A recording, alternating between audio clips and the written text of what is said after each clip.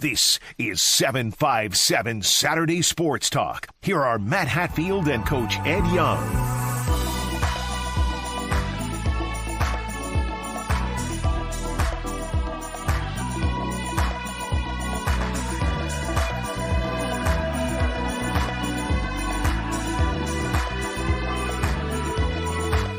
Good Saturday morning to all of you out there. It is 757 Saturday Sports Talk here on Cova Sports TV. Like, share, and subscribe to our YouTube channel. We're all over the web through X, Twitter, Facebook, Apple, Spotify, VirginiaPreps.com, and so much more. That was Ed Young with his lady of the night. No, I'm sorry. That was his girlfriend. Hope to be girlfriend. Fiance, wife. Who was it? That Janet Jackson? Look, Vinny's even grooving to Janet.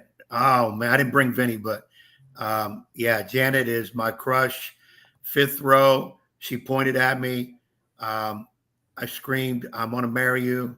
I was going to rush the stage, and these security guys. At what point did security walk you out? Yeah, they got me. Yeah, the security got me, but I got back in. That was bound to happen at some point. Yeah, so. I snuck back in. I love me some Janet. The girl can sing it, move it, and, oh, boy. That was a great best opening we ever had. That's the way love goes. That's the way love goes. All right. You like that opening better than the pool opening? Oh, my God. Put it up there. Question of the day. Would we rather have a Janet Jackson opening or this knucklehead in a pool? That would be the answer to that. It's going to be a blowout. We know the answer to that. It's going to be a blowout. I mean, come on. That's do you really even have to ask, Edward? I mean, come on. That's what I'm saying. Somebody had to be a fool out there not to pick Janet over you. I'm going to say it. I mean, look, Janet's do I get you ready to throw weapons of mass destruction my way? I was going to say it has been, but that would be really mean to Janet Jackson. Oh, my God. Oh, my. See, you just don't get out enough. I mean, I do get out. I get out in the pool. I have fun in the pool, but I just, you probably listen to Loretta Lynn or somebody from the Loretta past. Lynn. What's wrong with Loretta Lynn? She's okay, but she ain't Janet. She ain't Janet. Listen, that concert was electric, except for them two yo-yos behind me. Two young girls talked the whole time. Finally, I said, "Excuse me, I didn't pay this kind of money to hear you all talk. I'd rather hear her sing." And one girl says, "Well, I've never." I said, "That's the problem. You've never been to a concert before. Nobody pays to hear you." Okay. Yeah, I got a little grouchy, but that can't ruin it. You cannot ruin a Janet Jackson concert for me. It is not going to work. Okay. Well, anywho, we have a lot to do with you this morning here on 757 Saturday Sports Talk. Like, share, and subscribe to Cova Sports TV, our YouTube channel. How about before we get to our guest this morning, we've got the college football guru himself, Phil Steele, set to join us here on the program. Ed, how was the trip to Baltimore, going and coming, especially that Sunday afternoon game before the All-Star break with the Yanks and the O's and the Heat? Tell the audience how your day was, how your weekend was. Let's hear the whole. All right, trip was all right. Sunday was just like it's been here. Crazy hot. I mean, I think the temperature index was 105, and seats were behind third base, a little bit behind third base towards the outfield. Really nice seat.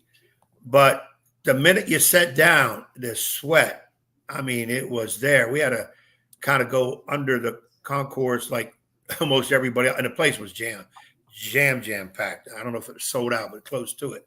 So people would go under there, just escape the sun. And then we did find an area where they were giving away free bags or cups of ice if you wanted them. So we spent some time there, found the blower that had the mist, the cool mist, found that. So we hit out there every once in a while. Game was back and forth, good game. Ben Rice, was it 2-run homer, 3-run homer, top of the ninth. Yankee fans, and there were half the stadium was Yankee fans. Go crazy. I'm high-fiving people I never seen before. And then we sit down, and here comes Clay Holmes. Some of the Yankee fans groaned. I said, well, he's the closer. Let's see what he can do. Walked the first batter. Then we got somebody out. Walked the third batter. First and second, one out. Ground ball hit to Volpe. It's short. Takes his eye off it. Drops it. So now we have, instead of game over, we have bases loaded. We get an out. So it's bases loaded, 2 out. Cedric Mullins comes up, who had come in the game as a pinch runner previous inning. 2-strike pitch. A little bit on the outside corner. He goes with it. Verdugo takes 2 steps in and then realizes, oh, Lord, and he probably said something else. Over his head, he falls, ball rolls to the fence. So 2-run score, game over, Orioles go berserk, and the Oriole fans were rocking the stadium. I'm sitting there, like most Yankee fans, just watching Verdugo, just frozen, if I can use that word, in that heat. And then, of course, the Yankee fans have colorful language that I've never heard, and they used it on the way out. And I was so language. Is that some of the words of language that my father uses at me when he's upset about the grass being cut or needing it to be cut, or somebody their grass? Bad, if not worse. And I was so mad. It cannot be worse, but go ahead. I was so mad. I walk out to head to the parking lot and then realize I ain't got my phone. So now I get more royally upset. Now I got to run back in through the crowd, and it's like I'm trying to gain a touchdown going through people to try to get to my seat. I go down the little hallway that leads to the seat, but just as I entered it, I saw a guy with 2 phones. As I went by him, I heard somebody say, well, just turn it in. Just turn the phone in or something. So I turned around, ran back. Meanwhile, I'm knocking kids all over the place. I'm pushing little kids out of the way. I think I bumped 2 older ladies down. I said, excuse me, sir, did you just find a phone? He held it up. He said, yeah, this yours. I grabbed it. I said, yep, that's me. I said, man, I appreciate you greatly. I said, if you was a lady. You walked out without your phone? What happened was I left it in the little cup holder. And then when the Yankees lost, I was just so hot. I just got up and left and didn't think about the phone. Yeah. And thank God I got the phone back, because if I would have left and lost the phone for good, it would have made the whole weekend extremely horrible, let alone could have been really bad. Yankees losing. So that was the Baltimore trip. Like I said, Janet was tremendous. Dinner at Little Italy's, yes, little restaurant in Little Italy's. They don't sponsor us. How you giving them a shout out? No, Little Italy is an area in Baltimore. Oh, Little Italy. I didn't give the name of the restaurant. You went to Little Italy in US of A. Okay. Yeah, Little Italy in Maryland. And by the Inner Harbor, people that made the trip to Baltimore from Baltimore, they know where Little Italy is. Great place. Great Italian food. Always a stop when I go there. So that was the Baltimore trip in a nutshell. Went from great with Janet to what are you doing, Yankees? But what are you doing, Yankees? They won last night, so still a game behind Baltimore, who also won last night. And, of course, Boston won last night, smacking the Dodgers because the Red Sox are right behind the Yankees. So it'll be a fight to them. But remember, I did say Baltimore will win the division, but I did think Yankees will make playoffs, and I still think they will. It's interesting. The whole talk during the game in Baltimore was the trade deadline. A lot of people asking, who do you think, who you want to see come in? The expectation is that a trade better be made. Or Brian Cashman is come on. Better be made? What'd you say? Yeah, the Yankees fans are saying there better be a trade made. And actually a couple. People feel we need bullpen help and we need another hitter. We you want a team now? I'm with the Yankees, 100%. Okay. 100%. Okay. If you say so. Well, we've got Phil Steele, the college football guru, going to join us later on in the program to break down college football in depth. You've got some questions for us. You sent some in this week. We'll send them to Phil on the program, and so we'll talk about Old Dominion, UVA, Virginia Tech, Liberty, James Madison, even Ed's Fighting Irish Notre Dame. We'll let him ask about that with Phil. Get his magazine. It's the very best out there in the whole wide world. We've got Coach Z on with us, and I think it's Zecharie James. I'm going to get the proper pronunciation on the spelling of his first name. He's going to join us coming up in just a few minutes. He's the new head football coach of the Kecoughtan Warriors. We've also got some sound from some high school football coaches that we spoke with at the Landstown team camp. We sprinkled in a couple last week for you, such as Joe Jones of Grassfield, Daryl Cherry of Kempsville. We're going to try to slide in 1, 2, or 3 more that we were able to catch up with, and the likes of Anthony Joffrion, Alonzo Ricks, and Anthony Hawkins of Kings Fork, Nansemond River, and Norcom, respectively. And if you want to interact with us, you can do so through all of our social pages. We are on all the different platforms via social media, so enjoy your connectivity with us. You got a question, you got a comment, something on your mind, we want to hear from you as football is getting closer and closer to the start of it. And when you get Phil on, it's sort of the beginning, I don't want to say the beginning of the end of your summer, but it's the sign of the smell is in the air, and maybe we get less humid days. The temperature right now is nice in Hampton Roads on this 20th day of July. There is rain in the forecast with some storms here in the year of 2024 with just one more Saturday to go after this one in July. Hard to believe it's almost August, which is the best month of the year because somebody we know was born in the month of August. Birthday time. Ed, a lot of different things. It's not really your most active time of the sports year. We had Sonny Dirth on last week breaking down the Wimbledon into tennis. What'd you think of Alcaraz smacking around your boy Djokovic in 3 sets, piece of cake, yawner, as my guy got the win, you got the loss? That means you got to take out my garbage for the next week, right? Isn't that what we said? Yeah, probably if we would have bet it, I would have done it, but we didn't bet it. I did go with Djokovic to win it. He did not. Tape back. Our producers out there, Jackie, bet there. Let's see a tape. Pull the tape. I lost the women and men's final. Yeah, your girl lost. Yeah. So. Of course, your girl has been in it for a long, long time. If we're talking about Serena, who you now kicked to the curb for Janet Jackson. Look at you. You are no. That's my other crush, Serena. Janet. Other crush. All right. They're in 2 different fields. So okay. I'd take them both. I would take them both, Janet and Serena. Oh, yeah. Oh boy. But you talk about downtime. You know, NFL dominates year round. Not necessarily playing, but of course the camps are getting started. And when you go out there and get those magazines, and I think I have my Phil Steele. We talked about it. For those who don't know it, right there, baby, Phil Steele. Now that's college.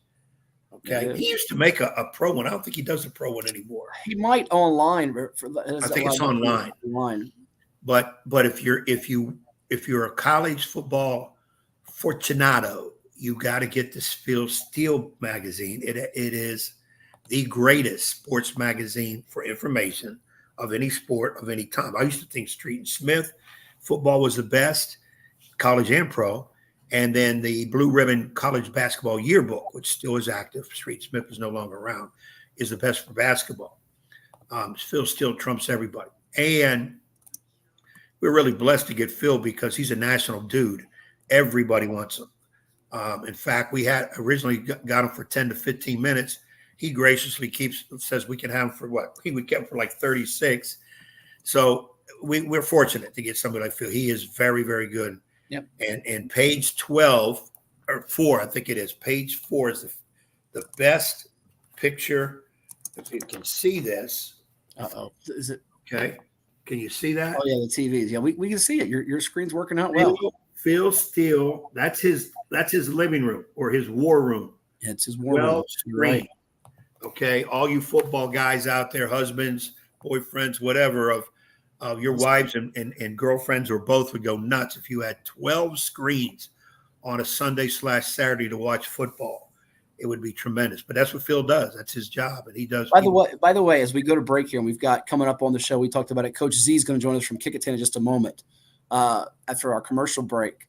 I've put in for, and I think I'm getting verified in the next day or two for you're not on Twitter or X as they call it. One of those blue. Remember, I'm going to do a sign up here on the air for that. Okay, we'll get promise that I'm going to do it. Well, you on Instagram could be dangerous, so we might limit you to Facebook and X for right now. But I'm getting a blue on Instagram. I wonder if what I can do with a blue check mark. By the way, I wonder if I can like kick you and send you to different places. That'd be great. Be neat to do. Get you out of my hair sometimes. It'd be nice. Especially all the mean things. Get out of your hair is all that doggone Brill cream. Yeah, little dab will do you. When we come back, though, we've got Coach Z from Kecoughtan. He's the new head football coach. We're from some other football coaches as well. Phil Steele around the corner, too. We'll dig into the 2024 Warriors in the Peninsula District in the great city of Hampton. That is all coming your way here in just a bit on 757 Saturday Sports Talk on Cova Sports TV. Like, share, and subscribe to our YouTube channel. We're on Virginia Preps as well as social pages, Facebook, X, IG. Right now, though, we're going to hear from some of the sponsors that make it possible for us to do this with you each and every Saturday right here on Cova Sports TV, and that includes John's Tax Services and Chicho's. Pain and Gain, your one-stop shop for all things field hockey. Located in Princess One Shopping Center, Virginia Beach, we carry everything you need on the turf, from black sticks, turf shoes, mouth guards, and much more. Try out your stick before you buy in our synthetic turf area. Pain and Gain. Embrace the pain, enjoy the game.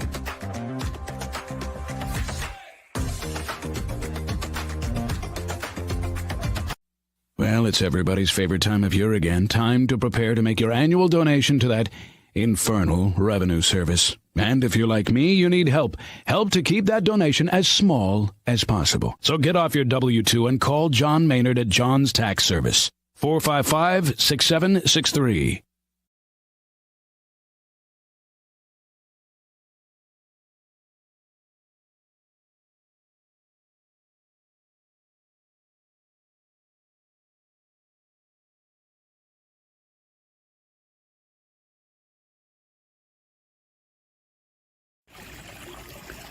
What do you call a singer with a laptop on her head?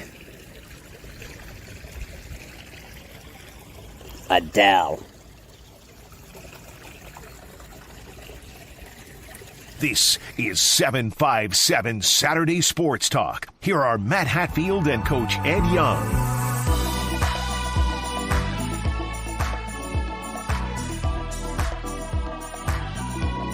All right, we're back here on 757 Saturday Sports Talk. Like, share, and subscribe to our YouTube channel, Cova Sports TV. We have a special guest with us. He is the new head football coach at Kecoughtan High School in Hampton. He'll tell us about his background, which I think has roots to wearing that green and white there at Kecoughtan. We got Coach Z with us. Coach, I'll get the first name right. I hope I don't butcher it. Is it Zecharie James? Yeah, Zecharie James. Okay, good, because I was debating last night, is it Zecharie or Zachary, but it's spelled differently, Zecharie. First of all, thank you for coming on the program. Congrats to you, and you excited about your first season as the head man?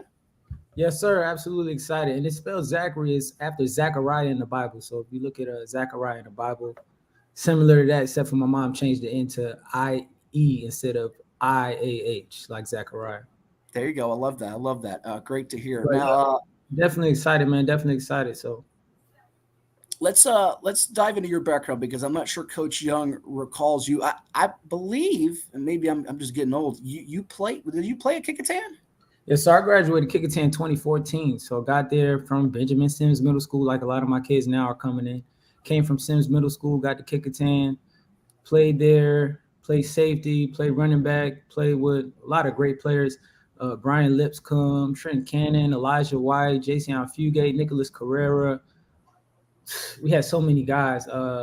It's a lot of guys. Played with them, graduated 2014. I went on to play college ball at Shadron State, got a scholarship out there, Division II school in the RMAC conference. Very successful program, some notable alumni from there. Danny Woodhead played for New England Patriots. Don Beebe played for the Bills back in the day. We got a couple linemen that made it to the NFL. So very prestigious program in the Midwest.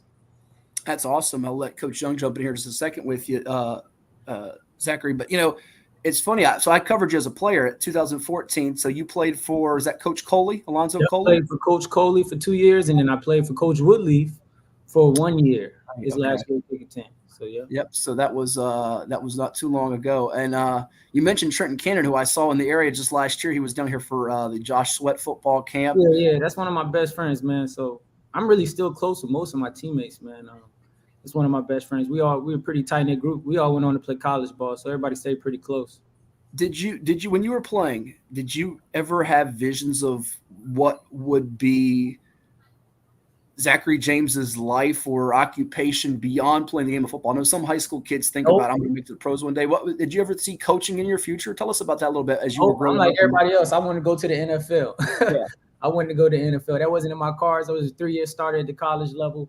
The opportunity was there. My boy Trent was at Division II just like I was. He got drafted.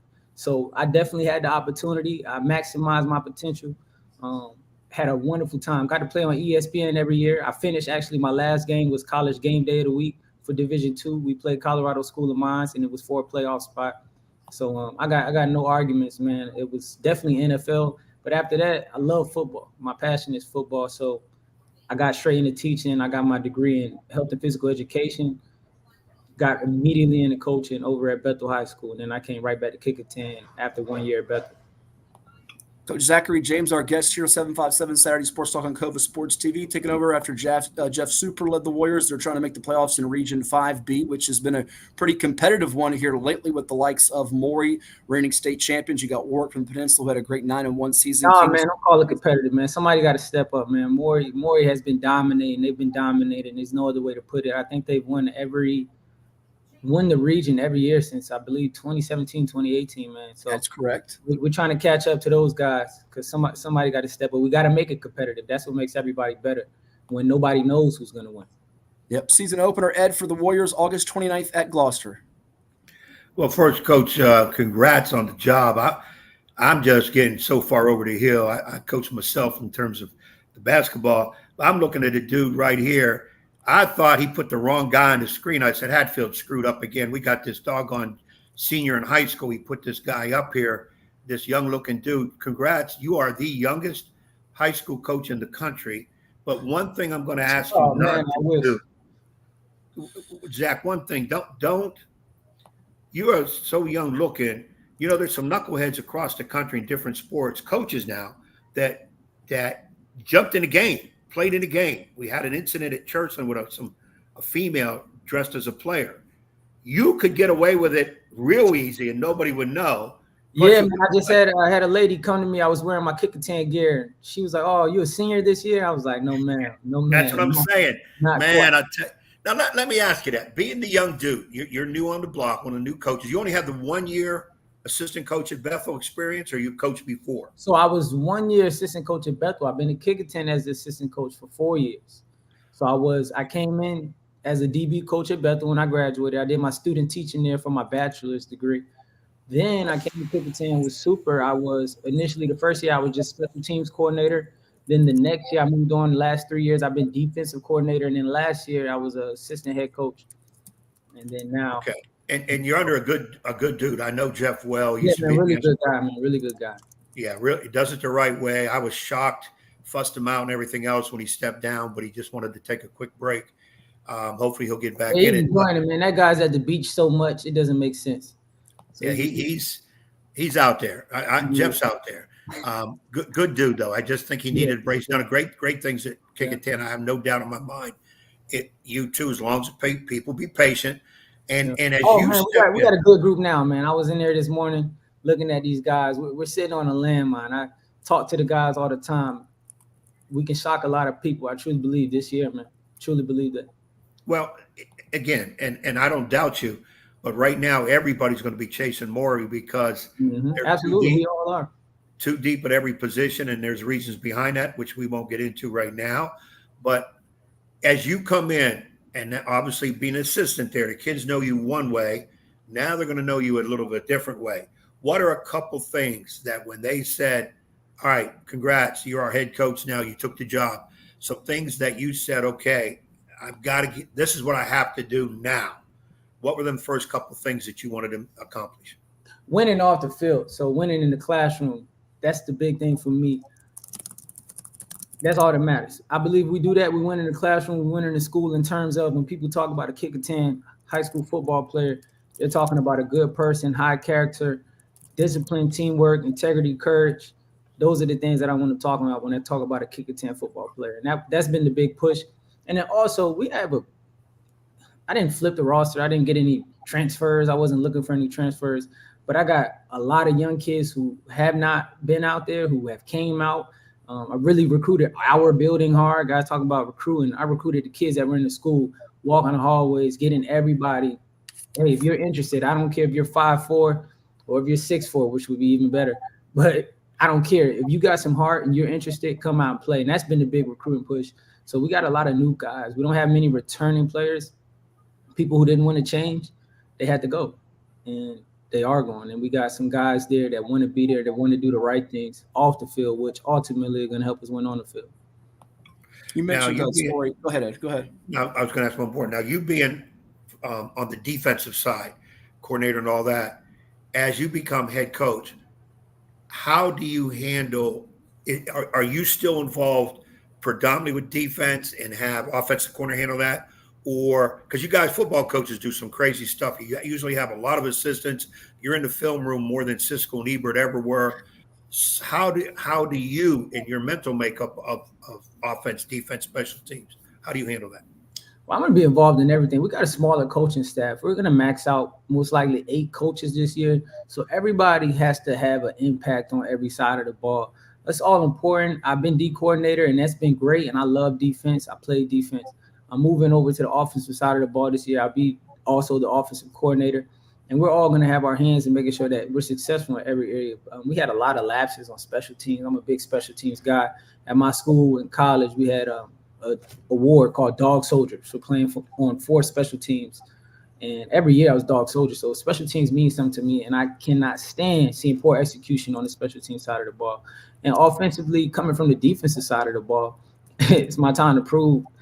Offensive guys, man, they got the easy life, man. Everybody knows what they're doing before the play start. It's all about the teaching, the basic skills, and the fundamentals, and getting the kids to understand what we're trying to do. Who are we trying to attack? We're talking with Coach Zecharie James here with us from Kecoughtan High School, new head football coach, our guest on 757 Saturday Sports Talk on Cova Sports TV. Like, share, and subscribe to our YouTube channel. We're also all over the web. Kecoughtan, as we mentioned, their season opener coming up August 29th at Gloucester. You hit on the story there, too, a little bit. Trenton Cannon, coach, that I remember as a player, and maybe we're guilty of it as us in the recruiting business, the evaluating business, the scouting business. He was, I think, a second-team All-Peninsula District player. A lot of good players we played. He was so overlooked, goes the Division II route. Virginia State, heck of a career. It's a neat story, inspiration. You've had other kids that, they can stay. Initially Shepherd. That's right. Shepherd, he was slept on there and wasn't really getting the opportunity he felt like he deserved, and bet on himself. Went over to Virginia State. He got drafted in the NFL over guys that were 4- and 5-star prospects in his graduating class from our state. Not to disparage those guys or say they weren't good enough, but he obviously put it pedal to the metal. And you've got some guys come out of Kecoughtan. You mentioned the Nick Carreras, the Jason Fugates. You played there. David Anderson here recently. Offensive. David Anderson is doing a great job. I was going to say, I think I saw you. Did he speak to the team recently? I saw something you guys posted on social recently about him. Gerard Mail had came by. Gerard, okay, yep. NFL. David comes all the time. Anytime David, man, he's such a hard worker. Anytime he comes in town, he's hitting me up. Hey, coach, can you let me in to the gym so he can get a workout in? He doesn't stop, man. He comes home. That's all he does, I'm sure. I'm sure Ed will follow up this, being a veteran coach himself, and then we'll dig into your players offensively, defensively, some names to watch out for this fall and beyond for you at Kecoughtan High School. But what did that mean to you? Not just being a Kecoughtan grad, being a first-year head football coach, to have a guy come back to his alma mater, and we're good friends with Tommy Austin, who coached once upon a time, even before you at Kecoughtan High School. He coached Mayo in high school, but to have him come back to his alma mater to share some wisdom with you, your kids, your coaches, that had to be a very powerful moment for you and everybody involved with the program. Yeah, it was big time. It was big time for the kids. I love that the kids got to see him and see this is somebody who was sitting in the same shoes that you're sitting in right now on the same field, putting in the work and what you can make of it. I tell the kids all the time, for me, football opened up a lot of doors for me, a lot of opportunities for me in my life. I was never big into school. For me, it was about football, but here I am, somebody who was never a straight A student, and I have my master's degree now, and I would have never went down that route in terms of seeking education if it wasn't for the game of football. And it's opened up so many doors outside of sports for me in my life. And it's good for the kids to see that with him, you could take it this far. It's possible right from where you are here at Kecoughtan. Yeah, absolutely, Ed. Well, no, the other thing, when you have a Gerald Mayo who's now at the highest level in terms of coaching, it brings to mind, and I think you've kind of touched on it, Zecharie, is what coaches, I know I've done it when I was younger, I still do it now, what coaches out there kind of really help you shape your philosophy, your way of doing things on the field? Me personally? Yes. So a coach I follow, I'm real big on coaches who have coached at multiple different levels of the game. So one, I'll give a shout out to Coach Coley, my high school head coach. He, even though he coached the Phoebus, he was working over at Kecoughtan. He was always a open book for me anytime I need to go talk to him or ask him questions, as long as it's not the week that we play Phoebus. He's been a great impact. Really, my coaching I had in college, Jay Long, and my defensive back coach in college who recruited me to go out there, Craig Jerzel, big impact. But beyond my coaches that I had, a coach that I really watch is Tony Anise. He's a coach at Ferris State University. It's a Division II school up in Michigan. Very, very successful, prominent program. A lot of people don't know about it. But if you know anything about football and you're actually into football on all levels and not just the big time teams, he's a guy who started at the high school level, state champions at the high school level. He went to the junior college level, national championship, and now he's on the Division II level. He's won multiple national championships at a program who was not a prominent program. He turned a program that was nobody into something, and he did it through serving the players. Football, the reality is there's no special scheme to win.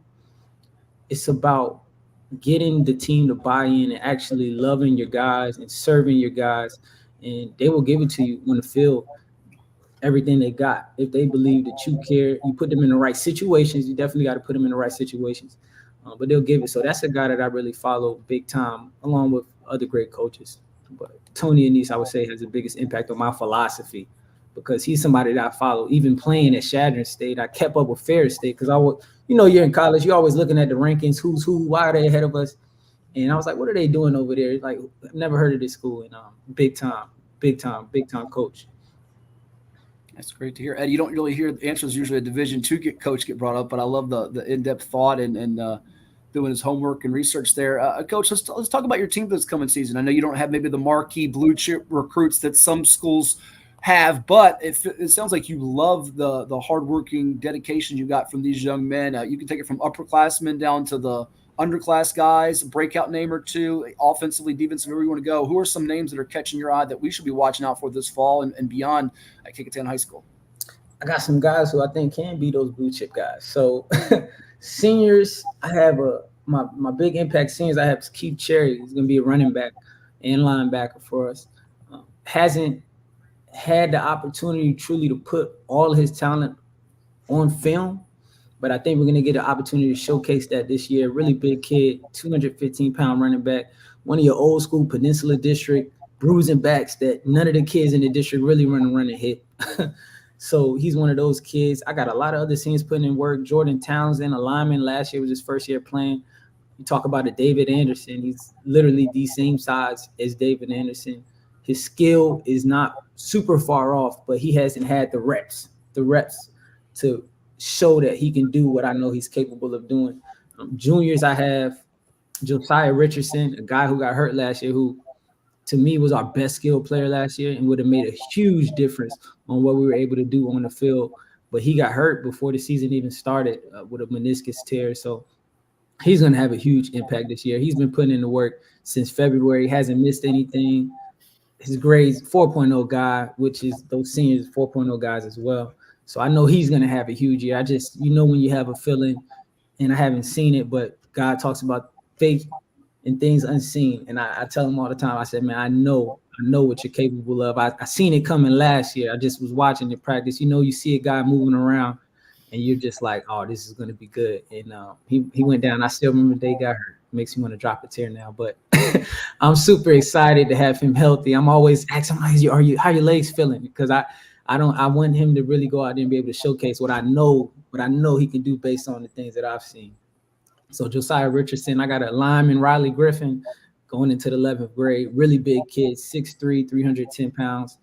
I'm expecting big things out of him. He's been putting in the work. That's the thing. They've been putting in the work. Nobody's watching, but the guys that's around, and I know they're going to have a huge impact. 10th graders, I got James Vinny coming back. He hurt his knee in track doing shot put, but he'll be back maybe before the first game. They're saying it was just a slight meniscus tear, very, very slight meniscus tear. He was a starting running back last year.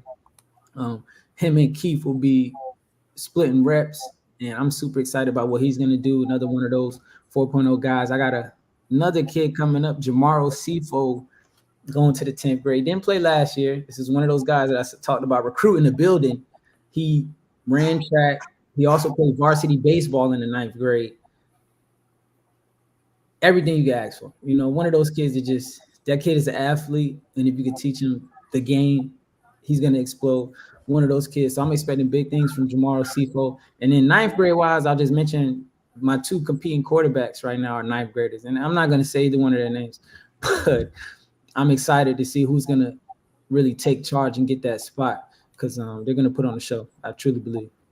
Well, with 2 9th grade quarterbacks, you have to like what they can bring beyond this year as they gain that experience. By the time they're juniors and seniors, they will have gone through the fire of playing the Phoebuses, the Hamptons, been in the wars of the PD because hopefully it's not a fire. Hopefully they're not. Right, exactly. But you know what I mean?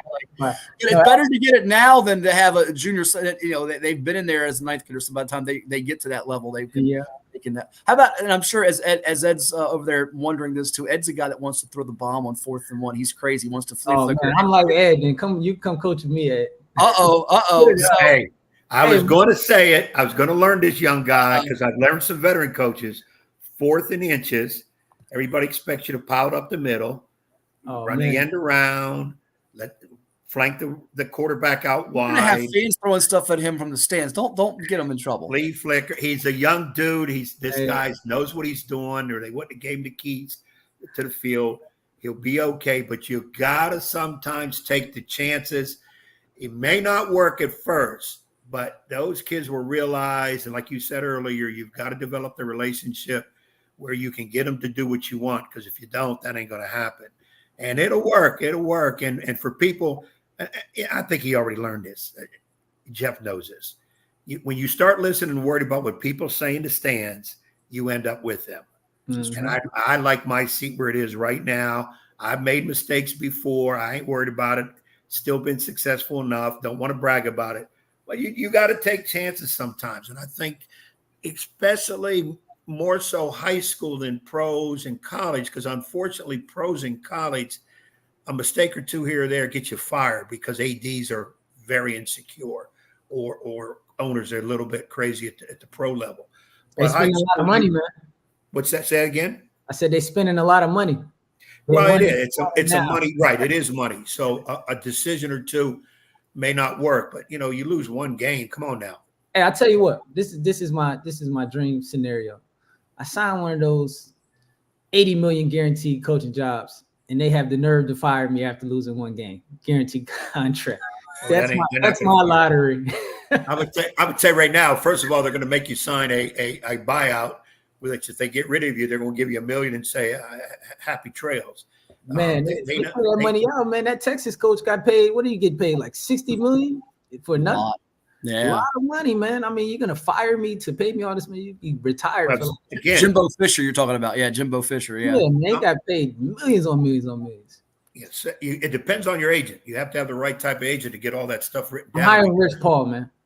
It's like the NBA. Monty Williams gets fired after 1 year. They got to pay him $14 million to probably go announce next year. So my attitude is I'll take $50,000 and walk. That's fine with me if you want to pay me that money, not coach. But high school is a whole lot different. Yeah, man. The big thing with the high schools, man, especially around here, not saying they don't put money into the kids, but they're not putting as much as some of these other places.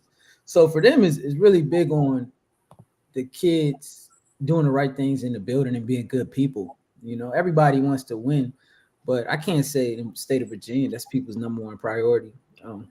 We don't pour as much money into sports as some of these other states.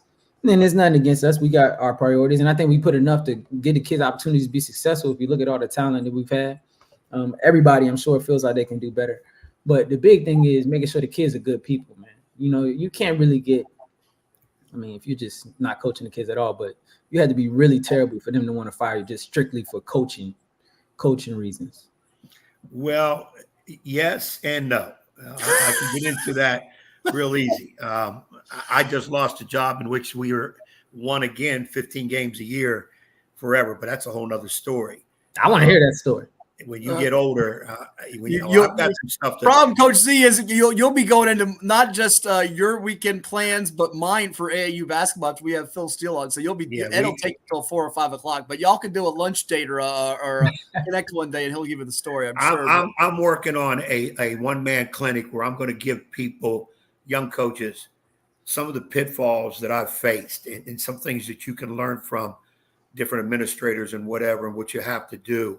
And I'm not downing anybody, because the main thing in the high school level is administrators, they all want to win, but you're right. Sometimes they don't put in what needs to be put in, and their hands are tied at times. What they will not put up with is to be blindsided by negativity or something happens in the program, because they get enough of it already. So they don't want to be blindsided. And a coach should not have that happen.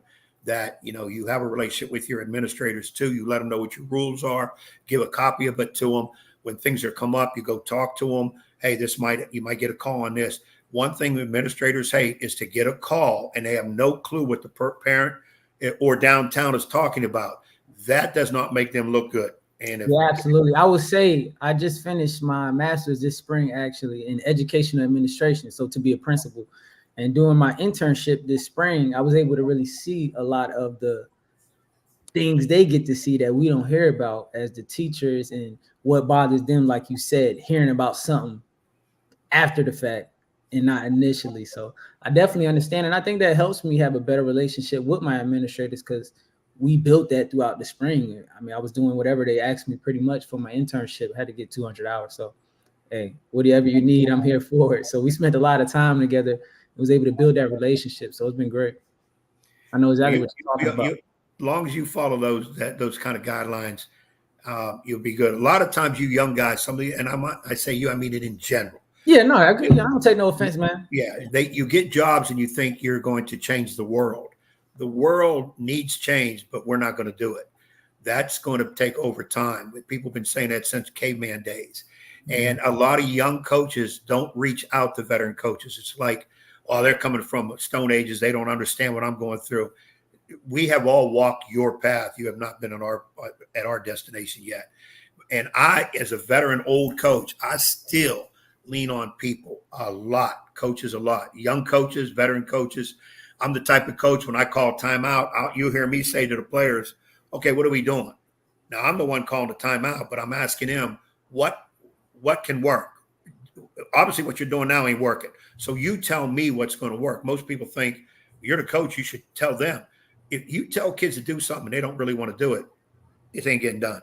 So I'll ask them what can work, because we're embarrassing ourselves now in front of all these people. So I don't have a problem doing that. I don't have a problem having the players take charge, because the game is theirs. Practice is mine. The game is theirs.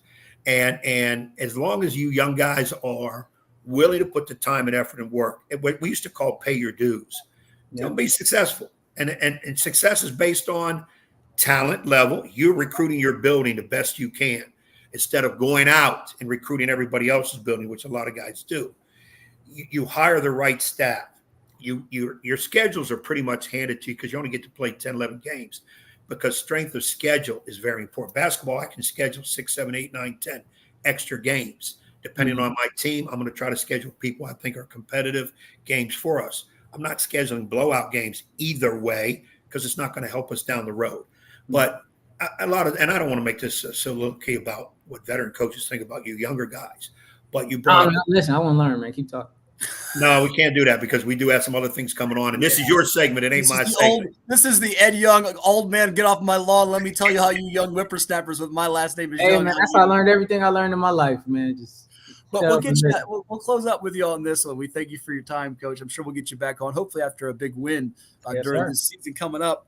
Sort of a two-prong. Give us your scrimmages who you got before that game 1 on August 29th against Gloucester, what you're hoping to get out of those scrimmages, A.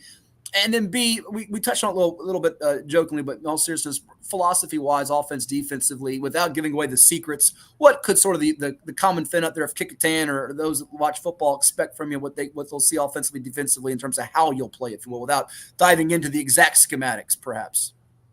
Okay, so the first question was what scrimmages we had. Yeah, who you got coming up? The scrimmages that we have, first one is August 15th. We're going over to Kempsville. It's going to be Kempsville, Churchland, in York High School.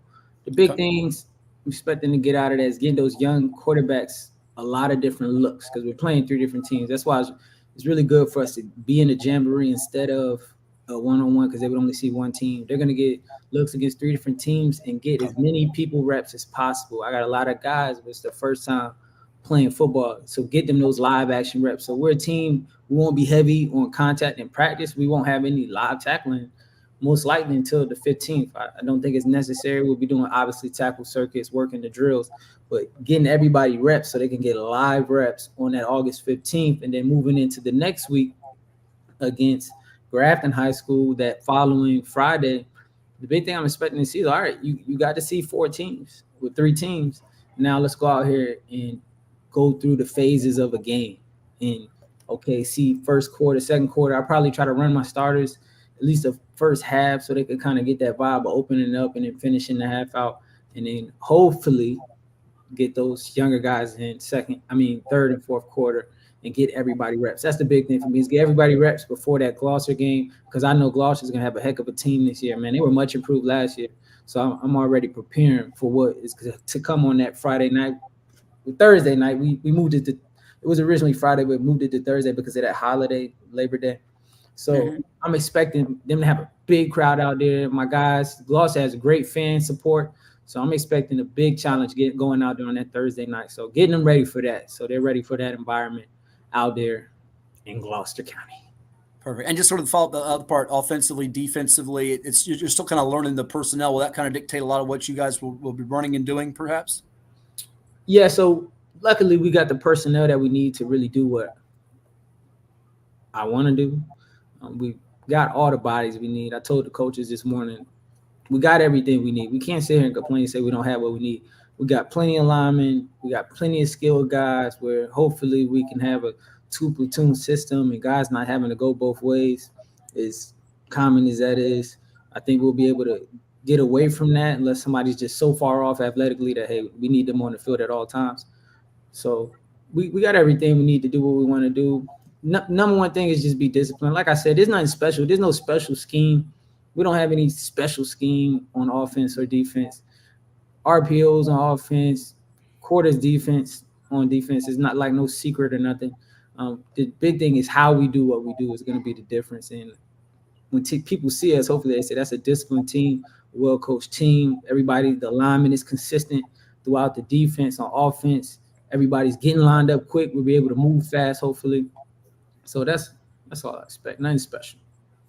Should be a lot of fun for Coach Zecharie James and the 2024 Kecoughtan Warriors this year. Going out and support them, check them out. Should be a neat adventure here in the Peninsula District for them here this season. We wish you all the best. We thank you for spending so much time with us this morning. And remember, Ed, when you hit that flea flicker to win a game on the final play in October, all right?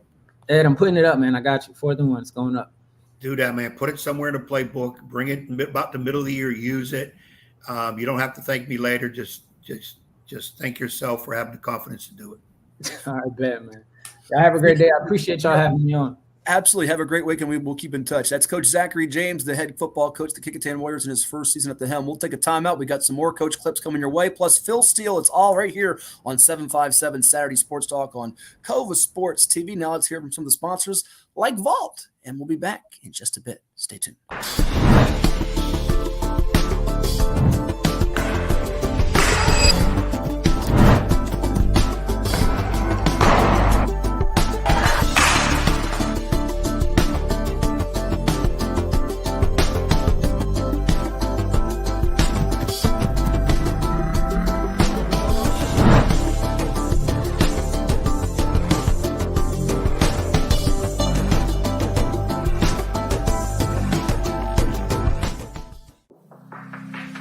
Treat yourself to a visit to the Drip Bar, IV hydration and vitamin therapy in Virginia Beach. Boost your immunity, increase your energy, and promote anti-aging with our personalized treatments designed to ensure efficient nutrition absorption to rejuvenate your mind and body. Come see our chic and relaxing day spa for yourself today. We welcome walk-ins and appointments. Our medical professionals will help you achieve your best health and answer all your questions. The Drip Bar at Landstown Commons in Virginia Beach. As a banker at Town Bank, we believe that people bank with people, not with banks. You're looking for an actual personal relationship, and that's what you get at our bank. You get that person that gets to know you, gets to know your business, is there for you. I think that is what motivates us, what drives us. And the idea that we are trying to serve others and enrich lives, I think is very true.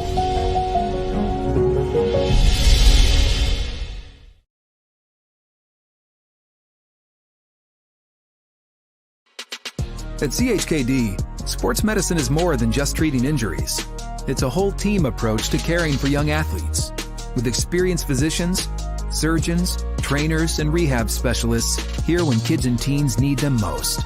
Our experts help young athletes prevent injuries too, with advanced training and conditioning programs that keep them in the game safely. CHKD Sports Medicine, where kids are more than patients and we're more than a hospital.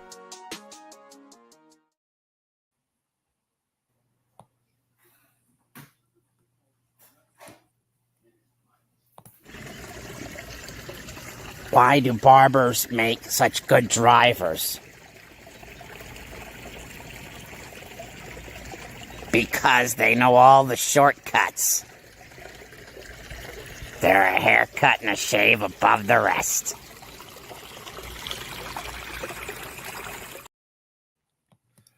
And we're back here on 757 Saturday Sports Talk on Cova Sports TV. Like, share, and subscribe to our YouTube channel. We are with you each and every Saturday here on the program as we talk to you about the world of sports, be it local, college, high school, you name it, right here on the program. Which one do you like better, the Adele or the barber shortcut joke? Both would never be in the comedy circuit clubs. The dog's laughing back there. I hear your dog barking, woofing. No, he's laughing. He's howling. My dog heard yours. He's howling in the background. No, that's the neighbor's dog. He's out there looking at him now. Okay. Both were pretty dumb jokes that nobody walks around with a laptop on their head. So the Adele one was. Hey, I agree. Get you a Hats Hits ball cap. Have you seen the Hats Hits ball cap? Go ahead and talk for a second. I'm gonna go get the hat and show what people are. Well, first of all, Eric, for me to get something free from Hatfield is pretty much not going to happen. We are efforting right now to get some T-shirts that will have both cartoon caricatures of us. And by the way, we're glad he is off because we had him as a guest on the show a few weeks ago. We've got to make a tentative plans to go out for next Sunday's the finale. They can go out tomorrow at Norview High School see some pro action, but we got to make that put that on our schedule, Ed, because we have not been out. I'm looking at. Tomorrow I've got some things I've got to attend. I got AAU too, and I might have a birthday party I have to attend as well. But next Sunday, the 28th, we need to make that a plan. I think that's playoffs too. If he's watching, he can comment and let us know playoffs. Yeah, we got, and plus I heard through the grapevine, Eric will have some goodies for us. Goodies. I don't know what those are. Okay. It could be food. It could be a T-shirt. I don't know what that is, but looks like next Sunday, Eric, be ready. We'll be out there. Okay. That means if we don't show Eric, it's Ed's fault because he's putting it out there. I said I was going to try. Yeah. You're like guaranteeing it. Okay. It's the last day. We have to be there. We told him we're going to be there, and we have to be there. So after church, got to go to church. I don't know about you, but I'm at church. That's right. I plan on driving out to Norview. So, all right. There you go. And I can pick you up on the way. So we got this. We got Eric would be there. I'm looking forward to the goodies. I'm always about goodies. So. Looking forward to the goodies. Yeah, okay. We thank you, Eric. All right, Ed, before we have the legendary Phil Steele join us on 757 Saturday Sports Talk here on Cova Sports TV, like, share, subscribe. We're going to hear from another one of the football coaches in the 757. And if I'm not mistaken, it's back at your old stomping grounds, right? Hey, this is going to be a good one. I've worked with this guy, talk with him. He doesn't work in the building, but I see him every day. Full of energy. We converse about different things. He's highly motivated. I try to pick his brain. He picks my brain. I think he's going to be pretty good again. I think things are going to be good with him. So we're going from one Warriors coach to another Warriors coach. Is that what you're talking Warriors. So Coach Rick's here at Nansemond River. I just want to hear what he had to say. I know he's going to be excited and moving around. So you had a chance to talk to him recently about the upcoming Warrior or ball club. So let's see what he's got to say. Alonzo Ricks from Nansemond River High School here on Cova Sports TV.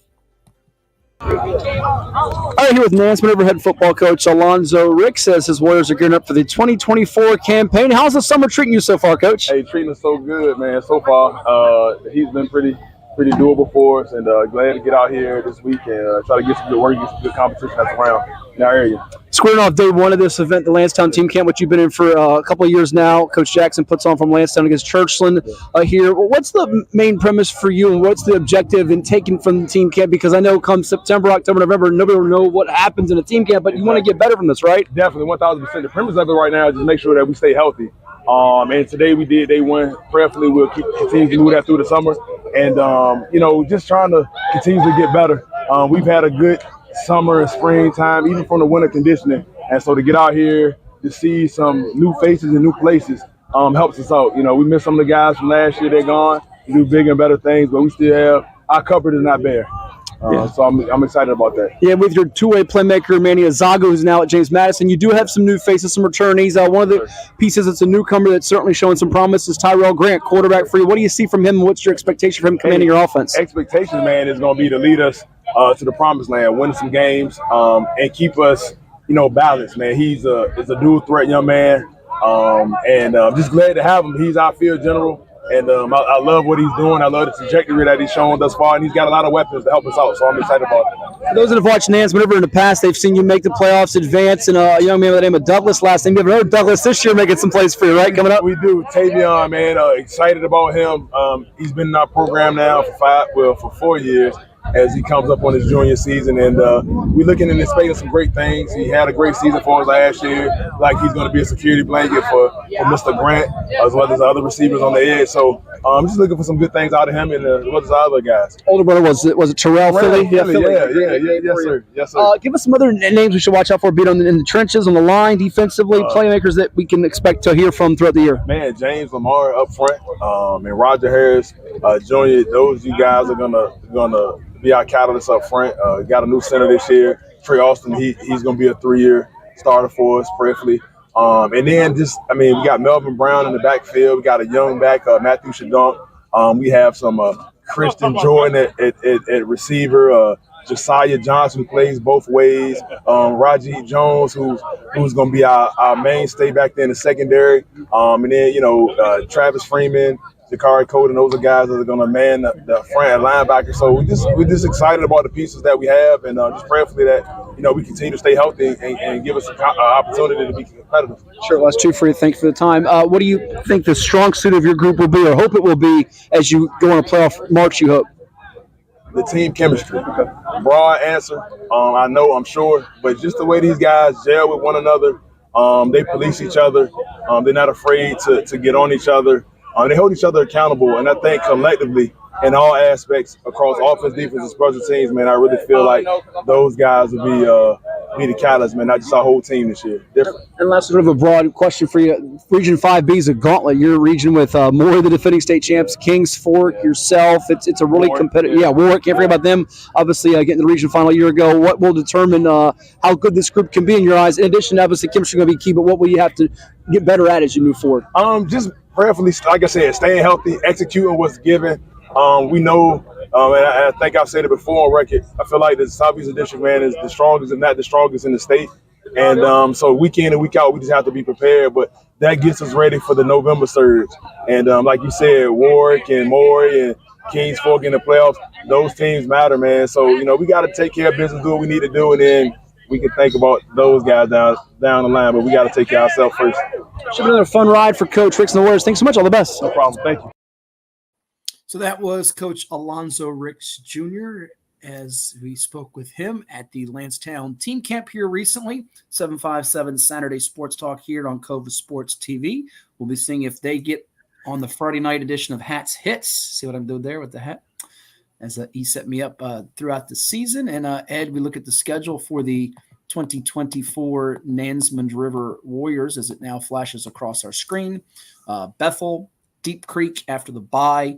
Then they go to Oscar Smith, who they beat last year at home. You know, the Tigers want some revenge badly for that loss where Kendrick Overton and Manny Azagu went wild in that game. Kings Fork, the rival after that. That was the game you missed last year. You couldn't get in. Maybe you can get in this time if you decide to go. October 4th at Western Branch. Why are you yawning because I'm talking? Am I that boring? Am I putting you to sleep? Well, that's a definite. That's most of the time, but yawning at me, folks. Jeez. I'm trying to wake up. We got Phil Steele in like 3 minutes. I'm looking at the schedule, trying to figure out wins, losses for Nansemond River as we do. Barking again. See? Yeah, I thought maybe my dog went outside, but he's not. He's just sitting there. Feed him. Why don't you feed him? Who? Don't feed a dog, for crying out loud. Well, he already ate. My dog eats better than I do. Trust me. Boy, if he's better than you do, I'm gonna leave that alone. Go ahead. And you know that, and I always know where my dog is. You don't see my dog walking down the street lost with a tin can in his paw looking for handouts as one of your little ones was out the other day because you, instead of watching the dog, are playing jokester in the pool. And meanwhile, the dog is 18 blocks away. How that happened and not get hurt. He was all the way in Burnham Woods. How he got to Burnham Woods, I have no earthly idea, but he got to Burnham Woods. So we'll leave it at that. I'm going to tell you what, boy, I'm going to put PETA onto you also because it's just a shame. You're in the pool making crazy, idiotic jokes, and the little munchkin dog is walking down in the street, dodging tractors and trailers and little kids trying to steal them, and it's unbelievable. Yeah, it is. Hey, Dante's Boxing Talks just chimes in and says, my cousin Paul Hall, we'll save this thought for after Phil Steele because we come back and close the show out after Phil. We'll get Ed's thought on that. Took the War Hill job. That's one of Ed's former assistant coaches, if you don't know. Good dude. Ed can tell you his thoughts on that because we actually have a story going up on him taking that job on VirginiaPreps.com, as well as DeMarcus Morrison taking the job on VirginiaPreps.com, GW Danville, that job that is. And you can, by the way, when you go to Virginia Preps, you'll see the top performers. We did 20 of them. We ranked them with the VHSL VA Live. I got a rant about that later because someone done ticked me off on Facebook. So you'll hear the wrath of Matt Hatfield later. But anywho, we might have to hit up Dante down the road. I see it says Dante's Boxing Talk. We're going to have to effort to find out how good is he with this boxing talk. I know there's a couple local boxers that just had a match here. I think there's Davis. What's his last name? Is Davis or something? You're thinking of the guy Keyshawn Davis from Granby. Yeah. Yeah. So we're going to have to.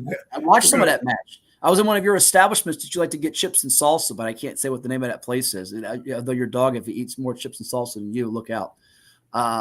And anyhow, we'll touch on that. Olympics coming up. We got a lot of things with the 757. Some baseball guys got drafted. Congrats to the young men from Cox that got drafted last week. We'll talk about all that later on in the show because we got to take a time out and come back with the great Phil Steele. It's all coming your way. College football guru extraordinaire, including a couple of your questions that you all sent in. It is 757 Saturday Sports Talk here on Cova Sports TV. And we take a quick time out before we hear from the man, the myth, the legend, the great Phil Steele. Stay tuned. Get ready for a season of thrills and excitement. Virginia Beach United invites you to experience the adrenaline of USL League 2 Pro Soccer. Tickets are only $10 for adults, $7 for kids, and children 5 and under are free. It's the perfect family outing filled with fun and entertainment. Secure your seats now for a season of unforgettable soccer moments with Virginia Beach United. Don't miss out.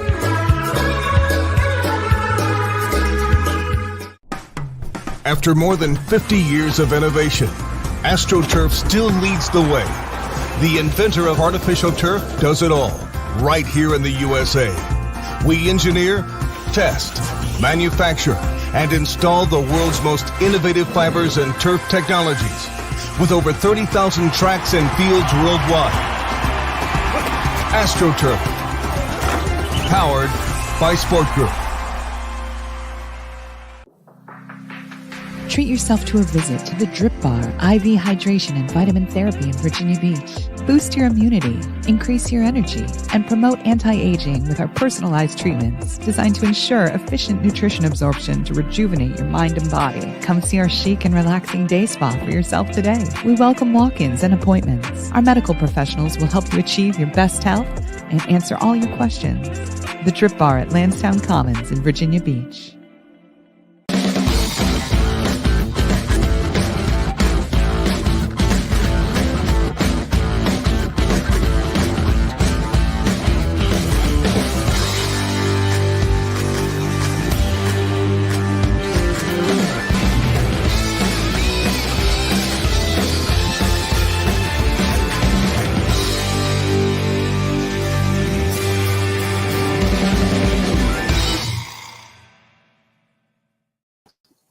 This is 757 Saturday Sports Talk. Here are Matt Hatfield and Coach Ed Young.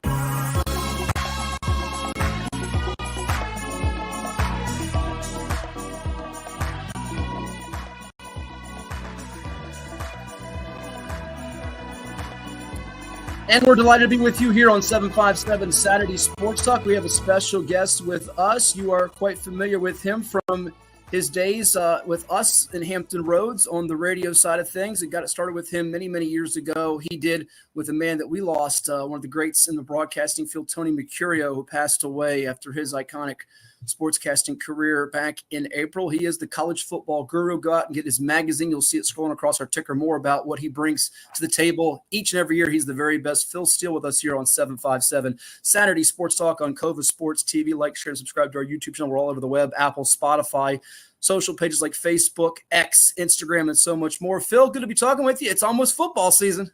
Yeah, we're getting there. And, you know, I got to tell you, this is my favorite time of year because no deadlines. Magazine's off to the press. Put 7 months effort into it. Now I just get to do radio shows 6 to 8 times a day and talk football all day long. It's like being on vacation, guys. Yeah, it is. And we love watching you, listening to you all over the world. And I know you do your Phil Steele YouTube shows through the Plus and everything that you bring on the website, which we'll hit in a second. But I did mention that one of the guys that helped launch not just my career, but yours as well, as you become this college football phenomenon, is the late, great Tony Mercurio. Just tell us about what he meant to you. And he was one of the very first people you did radio shows with, correct? Absolutely. And he got me really started. He's did some radio shows with Tony early on. You know, the thing that I was fascinated with was any radio show that I had done early on. You do a show in Washington, you talk about Washington. You do a show in, Ohio, you talk about the Ohio teams. But in Virginia Beach, I would get questions from all over the country. And Tony explained to me it's a naval bases there, and there's a wide variety of people. So I'd be on my toes each week to answer questions from any team. And I believe they even had me on before the magazine came out. And then once the magazine came out, it was all the rest. But Tony was just a tremendous guy, had me on every week, and I miss him. There's no doubt about it. He was tremendous and got my whole radio TV thing career started. Absolutely. Rest in peace to the blast man, Tony Mercurio, who passed away in April. I remember many a times answering the phones with Dino Ritchie and the boys back in the studio. Ed, as we've got the one and only Phil still with us. And Ed, this year, you'll be so proud, Phil. He always asks when we've had you on, can you send me a couple free copies? I said, this guy works too hard. Go out and spend the money on it. And Ed went out and bought one. Thankfully, he's not going to claim her for a freebie, at least yet. Phil, I wasn't asking for the freebie. I said, well, there might be one where some of the print was messed up, a picture screwed up. Phil's going to toss it away anyways. He can send that one my way. I appreciate you reading the magazine and appreciate you getting one this year. Yeah, I did. I went. In fact, I told Matt the crazy story. I went to the place to get the magazine. Of course, we all know you put them at Barnes & Noble. Not only did I buy your magazine, I walked out with about 4 other magazines. No football. Wow. But a couple baseball. Yeah, one wrestling and then a basketball book I had to get. So I spent like $100 because of this guy getting on my case about getting out there and selling it. Yeah, I got mine too. So I'm going to hold mine up too. So everybody sees it. I got it. But I looked at the, as a matter of fact, there was a guy standing next to me, Phil. You like this story. And he saw me picking these magazines up. And when I saw yours, I said, oh, there it is. And he said, hey, is that magazine any good? I said, well, you see those 5 sitting right over there? I said, those would be a waste of your time. This one right here, you may never get through the whole thing. So he kind of went through it. He said, man, this is like a Bible. I said, it's a Bible. I said, I do a podcast show. And he is by far the greatest magazine of any sport. Been saying it, will continue saying it, of any sport.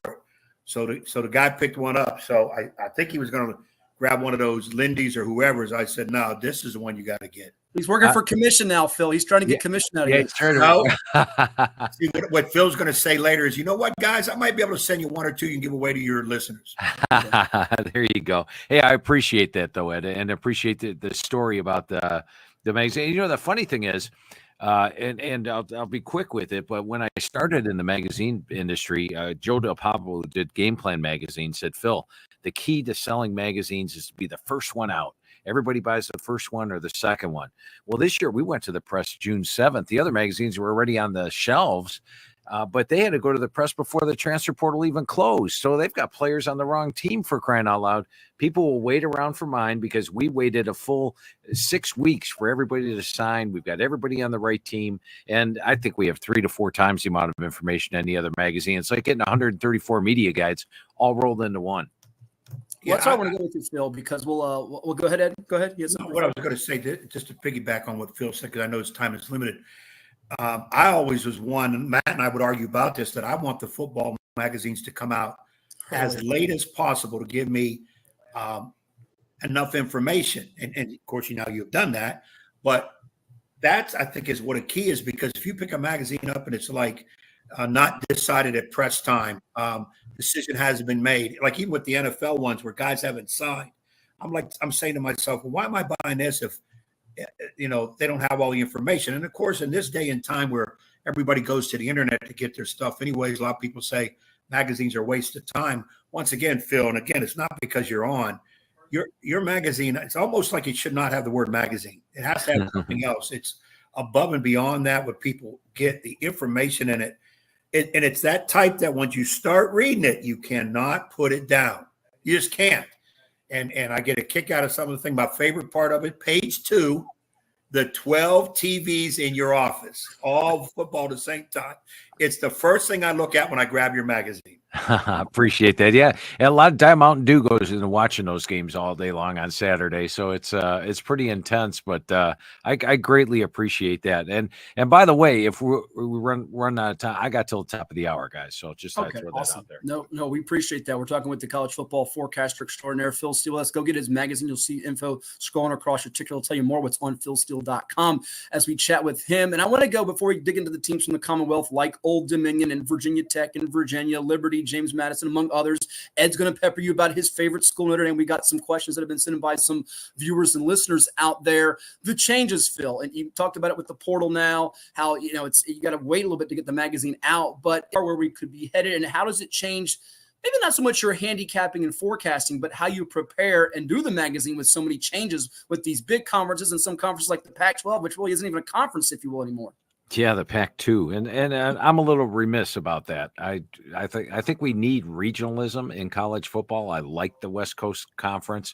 Now you have the Atlantic Coast Conference with Stanford and Cal in there. Come on, you might as well call it the All Coast Conference. But it has made it tougher for me because I liked picking 8 teams, or 7 teams in a division. Now you're talking about an 18-team conference. I've never forecast an 18-team one before. So you're going to pick a team 11th, and people will be like, oh, my goodness, you guys picked low. It's like, I got you ahead of 7 other teams, for crying out loud.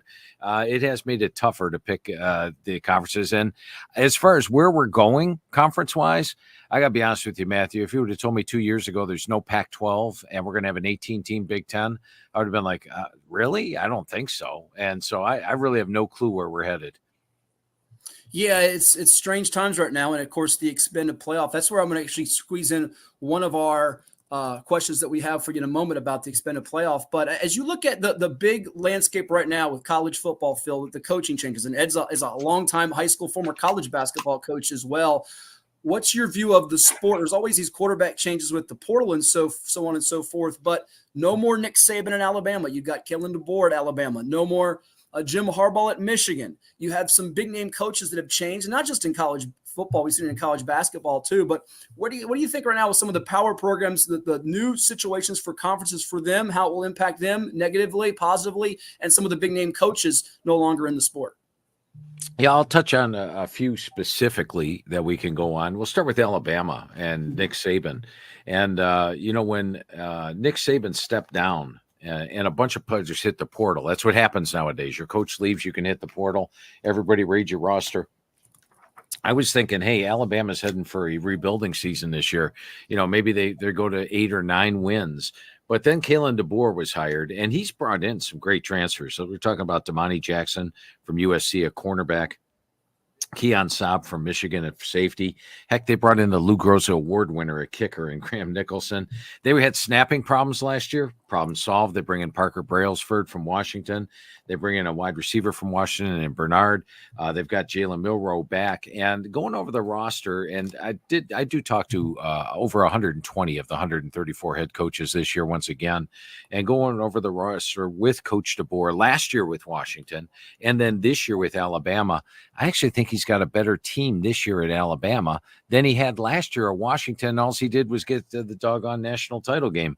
The guy's 104-12 as a head coach. So I think Alabama makes the playoff this year and is a legitimate SEC contender. Now, as far as some of the new teams coming in, the two new teams transferring conferences that I think will have the best impact, number one is Texas. Texas has a dream schedule in the SEC. They only have 3 SEC road games this year. One of them is against Vanderbilt, one of them is against Arkansas, and one's against Texas A&M. So a nice schedule. They've got the talent. I think they get to the SEC title game in their first year. And likewise in the Big Ten, I'm very high on Oregon. And Dan Lanning's doing a tremendous job, not only with high school recruits, but with transfers as well. He loses a guy like Bo Nix, who had a 45-3 ratio last year, brings in Dylan Gabriel from Oklahoma, who had a 30-6 ratio. Now, he probably won't match Nix's stats, but it'll come close. They got my number 1 receiving core in the country, my number 3 rated offensive line, a lot of NFL players on defense. And they get Ohio State at home on October the 12th. It wouldn't surprise me if they win that. So I think both Oregon and Texas get to their conference's title games this year. There you have it from Phil Steele. Go check out philsteele.com. Use that promo code 24Steele24 for $20 off any season package with Phil's weekly predictions and analysis by becoming a subscriber to the Inside the Press Box. It is 757 Saturday Sports Talk with Hatfield and Young at the Plex on Cova Sports TV. Ed. Well, Phil, you kind of touched on something I was going to throw at you. The jumping around of all the teams, I'm not for it either. I like regional. And to see these West Coast teams way over here in the East, I just don't like it, but it's the way it's going to be. I think it's going to continue. I said a year or so ago that I think what's going to happen is you're going to have your mega conference or two, SEC, Big Ten, and really their own set of rules. We don't need the NCAA. What for? Why would we listen to a group that says you have to do the same things as Troy University does? Come on now.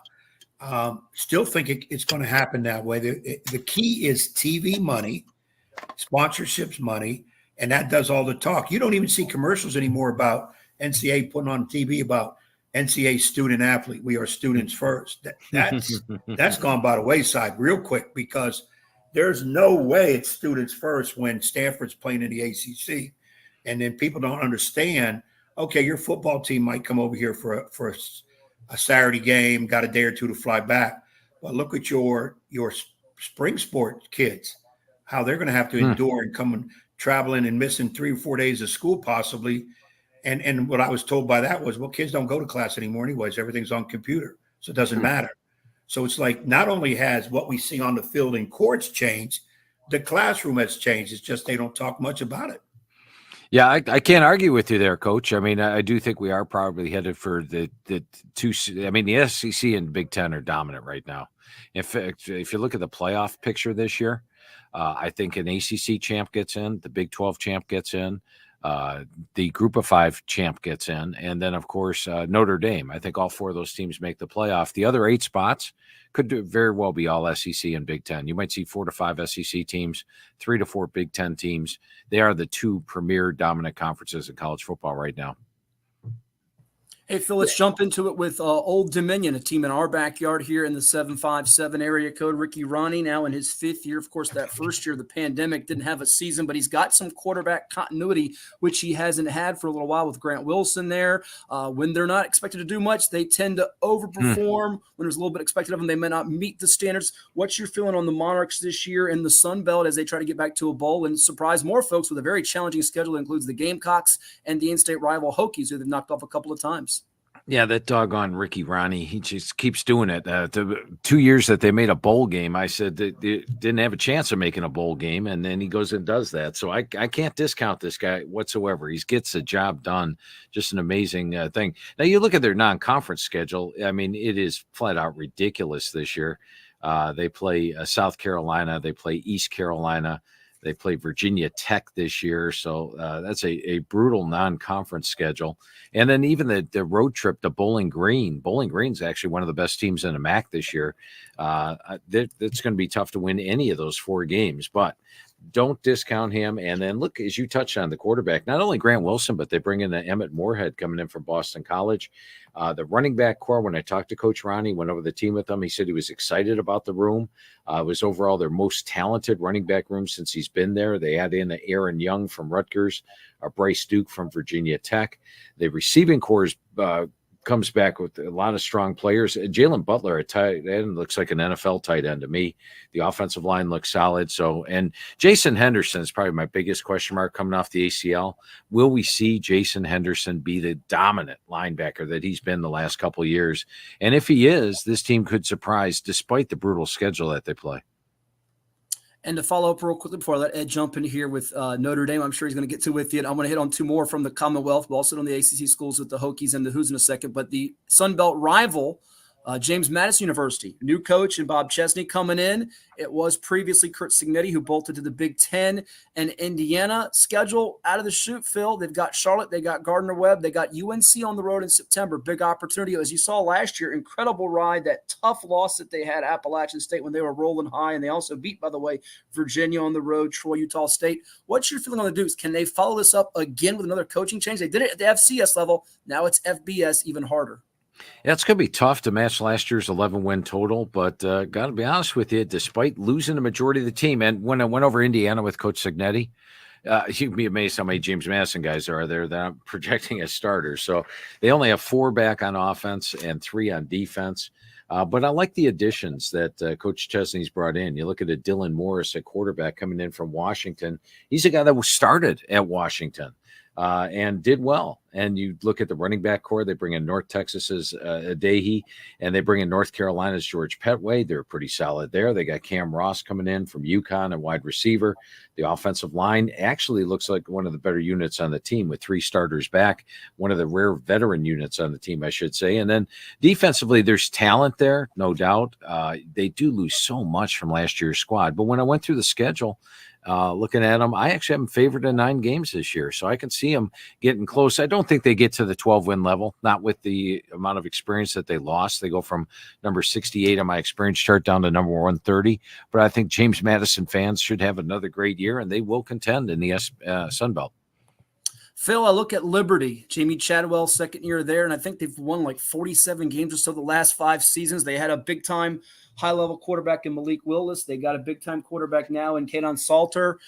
You're feeling on the Flames coming off, in a trip to the Fiesta Bowl against Oregon. It didn't go great against them, but this program now is no longer viewed as one of those small-level schools. They're viewed like a team that can be one of those bust the party, break the bracket, if you will, type of teams this year. Are they a trendy pick for a lot of people and for you? Yeah, I got them right up there. And probably the biggest negative for Liberty this year is they face the number 134 schedule. That'll be brought into the equation. But if you run the table like they did last year, they have an excellent shot at getting there. And the only game I have an underdog in all year, a slight underdog, is at App State. When you look at the talent for Liberty, it starts with Caden Salter. I mean, Salter was a guy that had all the talent in the world. He was originally a P5 recruit signed to Tennessee and just hadn't lived up to it. When I talked to Chadwell, he was hoping to get it out of him last year. They did. Over 1,000 yards rushing last year for Salter. And then, of course, he had 61% with a 32-6 ratio. Then top that off, they led the nation in rushing, and they're not a military academy. They had Quentin Cooley is back at running back, their top guy. So a loaded run game once again. The offensive line looks solid. They've got Bentley Henshaw, an NFL caliber tight end, and defensively the bulk of the team is back. So this is a Liberty team that in my mind is the clear-cut favorite to win CUSA and possibly the clear-cut favorite in every game with the exception of App State this year. They are a legitimate contender to make the playoff. And I think if they do, you're not going to see the Oregon type of game that they had last year where they got blown out. I think they'll be much more competitive. Wild, Ed, to think that Liberty can be a contender for the playoff, but this is the new world we live in with the college football playoff coming off that trip in the Fiesta Bowl against Oregon. We're talking with the college football expert, Phil Steele. Go get the hard copy. It's out there at Barnes & Noble here in the area across Hampton Roads. Also log on to philsteele.com. Become a subscriber inside the press box. So many great perks with that. I'll tell you about that as we roll on here on 757 Saturday Sports Talk on Cova Sports TV. Coach? All right, Phil, we got to break down our two big universities here in the state before I get to the number one in my book college football team ever in the country of the world, Notre Dame. But Virginia Tech, I know a lot of people are talking big about them. I think I did a quick look in yours, and you had a couple of your computers say potentially could be undefeated regular season. So I'm going to have you do Tech and then go into Virginia, where I saw you think that Coach Elliott may have his best team to this point, and look for this team, Virginia, maybe not to set the world on fire, but they're going to probably beat some people that people think they're not going to. So assess Virginia Tech, Virginia. Yeah, Virginia Tech, I think really their fortunes changed last year when they switched to Kyron Jones at the quarterback spot. Jones was a dangerous runner, ran for about 800 yards last year, and a dangerous passer as well. So really made the offense more potent. All you had to do is look at how they were playing at the end of the season. In the final 4 games of the year last year, they put up 43 points per game, and they are one of the most experienced teams in the country. In fact, they're number 2 on my experience chart. You've got Jones back at quarterback. You got Rashawn Tootin back at, or Brashel Tootin back at running back.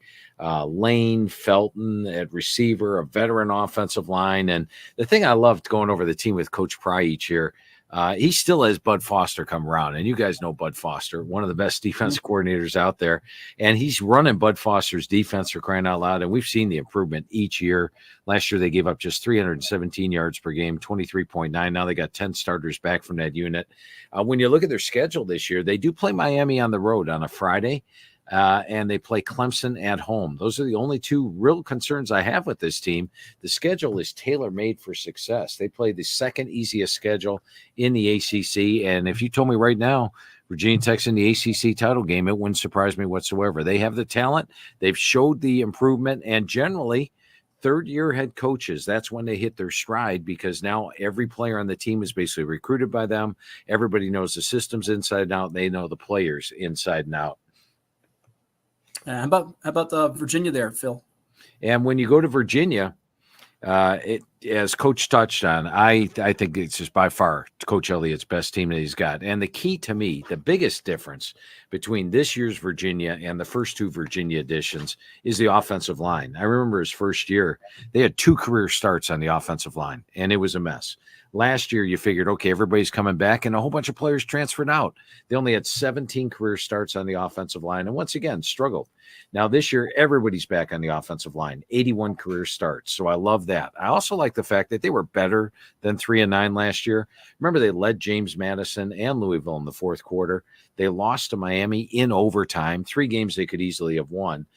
They've got the defense, and last year they went to a more wide open offense. It showed. They gave up more points by facing more plays on defense, but all 3 units rank in my top units with the improved offensive line. They've got 2 veteran quarterbacks that have started, and Tony Muskett and Anthony Calandria. They've got Kobe Pace at running back and some good receivers. So by far the best team he's put on the field. The schedule's not easy. It's the 11th toughest schedule in the country, and they're probably going to be an underdog in 8 or 9 games this year, but it wouldn't surprise me if Virginia gets to a bowl. As you touched on, Matt, I don't think they're an ACC contender this year. Probably won't finish in the upper half, but this is a team that could surprise and get to a bowl game. An ACC that now features Stanford and Cal. So wild. Go figure, Ed. And speaking of ACC, Notre Dame did play in it for a little brief period there a couple years back, the COVID year, Clemson ACC championship. They've had some ACC quarterbacks like Sam Hartman, Riley Leonard. Ed's excited this year. Ed, you're really excited, aren't you? You're thinking all the way. Well, I'm hoping, but we know that everything's going to be fixed for the SEC because they cheat. They cheat better than everybody else. Notre Dame never cheats. Yeah, Phil, I get excited with Notre Dame. It's been the team I follow. We got the kid Leonard from Duke who almost tried to take down Notre Dame, I guess, last year. He got hurt. So, as we look at Notre Dame, and I'll keep my mouth shut because you'll know me a little bit better than me, is Leonard, if everybody stays healthy, a better upgrade over Hartman? And their schedule does seem really good to them, but that first game of the year at Texas A&M could be scary. So assess Notre Dame for us. Yeah, and I've got the Irish making a playoff for sure. I rank them number 6 in the country. The schedule is easier than what we've seen from Notre Dame in recent years. I rated number 57 in the country. And I don't know if Riley's. I mean, I like Riley Leonard a lot, but I also like Sam Hartman a lot. And I know Hartman didn't finish the season strong. He sure started it strong. I think Leonard is a guy, as you touched on correctly, last year, had he not got injured, maybe Duke beats Notre Dame last year. Having him in there is huge. Keeping him healthy is going to be huge as well. But I like the running back core. They've got a very deep set of running backs, despite losing Estime. You go look at Price, Love, Payne, even Ford. The offensive line looks solid. And the defense, going over the team with Coach Freeman, this is a very loaded defense. They got a couple NFL guys at the tackle spots, which I like when you've got like Mills and Cross there at the tackle and nose guard. A couple of big guys in the middle that are slow down the run. They got Xavier Watts at free safety, another NFL caliber guy. It's just a very dangerous Notre Dame team. As you touched on, Coach, that Texas A&M game I rate as a toss-up. It's the only game on their schedule I have in the toss-up area. I have them a favorite in all the other games. But College Station, Mike Elko, we saw what Mike Elko did for Duke last year, and the last 2 years, I should say, did more than what their talent. He prepped for Notre Dame last year, keep in mind. So he's knows Notre Dame inside now because he's played them. That is a very dangerous game in College Station. I rated it a toss-up. All right, Phil, we got some time, I think, for a few questions from some of our viewers. You ready for those? Oh, I'm all set. Let's hit it. Here we go. We got some. We appreciate the mailbag. You can always reach out to us via our YouTube, our Apple, Spotify. We're on Virginia Preps as well as on X or Twitter, 757 Sports Talk, and all over the web through Facebook, IG, you name it. And this one came in from Mark in Chesapeake. Phil, which school, you kind of hit on this earlier, benefit the most from the expanded college football playoff this coming year? A couple of teams that wouldn't have been in your maybe view of making it, maybe can make it this year, right? Yeah, absolutely. And I'll throw one out for you that really a little bit of a surprise. It's Utah out of the Big 12. And when you look at Utah, they're a team that last year had 5 losses, but they lost Cam Rising prior to the year. They lost their backup quarterback prior to the year. They had 3rd, 4th, 5th string quarterbacks. They were playing in the Pac-12, and the Pac-12 last year was actually one of the better conferences. It was right up there with the SEC and the Big Ten. They had their best year in 15 years. They also played the toughest teams on the road in Oregon State, USC, Washington, Arizona. In Rice-Eccles Stadium, they've lost 2 games the last 5 years. That's where most of their tough opponents are. They've got Cam Rising back. Teams can no longer stack the line against them because they can't pass. They've got that passing threat. They're strong at the line of scrimmage. I think Utah's got a chance of advancing in the playoff this year as well. All right, another question for Phil Steele here on 757 Saturday Sports Talk on Cova Sports TV. I guess this guy is someone that's got Army ties or maybe in the Army. Bob in Norfolk wants to know, hey, Phil, what do you think of Army and Navy this year? #Go Army, he says. And it sounds like I'm doing the Tony Mercurio show with these calls from all over. I love it. I love it. 757. There you go. Tony, Flashback. I hope you're listening up there. He is. I want to know about Missouri later too, Phil. Okay. All right. There we go. You have to. With Army, I think they're going to come in and do well. They've got a good schedule set up. They only have 11 starters coming back, but overall, they're about the same as they were last year on my experience chart. Bryson Daly being back at quarterback is good. The offensive line looks solid. Connor Funekane at the right tackle spot is an NFL caliber guy. And going over the team with Coach Monken, he thinks they're going to fit well in the American Conference this year. So I give them a really good shot at getting to a bowl game. And with Navy, they might be a year away from getting to a bowl. They're going to have to pull some upsets. They get Memphis at home. They play UAB on the road. If they can pull a couple upsets, they can get there. This is year 2 for Coach Newberry. Coaches usually hit their stride in year 3, but they've got Horvath and Woodson at the quarterback spot. I do think for the big game, Army-Navy, Army's probably a slight favorite in that one. So our listener will be pretty happy with that. There you go. I think we got one more question we can squeeze in before Ed and I finish up with one apiece, and we can tell you how you can get all of Phil's content, be it the hard copy magazine or what he provides online, be it for college football, pro football. There is one more question we got for you, Phil. We'll slide in here. Fred in Newport News, is there a defensive player or two that can challenge for the Heisman? Haven't had defensive guys in the Heisman very often. We think back to Charles Woodson, but it's usually a quarterback award, is it not? It is, but I think I'm a Heisman voter, been one for ages, and I can tell you, I think a lot of the Heisman voters would like to vote for a defensive player if there was one there. I guess one guy I'll throw out is Harold Perkins, LSU. They moved him to the middle linebacker last year. Wasn't great, but now he's his second year. He's added 20 pounds. And he's a guy that can make those flash plays, and that's what's going to happen. You have to make the flash plays, you have to make the highlights, and do them in the big games. They get 3 of their biggest games at home in Mississippi, Alabama, Oklahoma, in Death Valley. And if he can make a lot of flash plays, then I think he might have a shot. But odds are it's going to go to a quarterback for a contending national title team. It's pretty much turned into a quarterback award, hasn't it, guys? Yeah, it has. And the guy I'm liking, I'm sure you probably do too, Phil, is Dylan Gabriel at Oregon. He's thrown for a bazillion yards. He'll probably throw for a bajillion more this year with the Ducks, who have a great chance to not only win the Big Ten, but go all the way. And it feels like the finalists might all be QBs, but the way it goes. Although I'll give a name real quick. It's a thought, Phil. Travion Henderson, the running back at Ohio State from our state of Virginia, from the Richmond area, Hopewell High School. If he's healthy, I could see him having a big year for the Buckeyes. The only thing I threw out there, Matthew, is that he's going to be splitting the snaps with Quinshon Judkins. So you probably have 2 guys about 1,000 yards. I don't know if a 1,000-yard running back wins it. Good point. Ed, go ahead.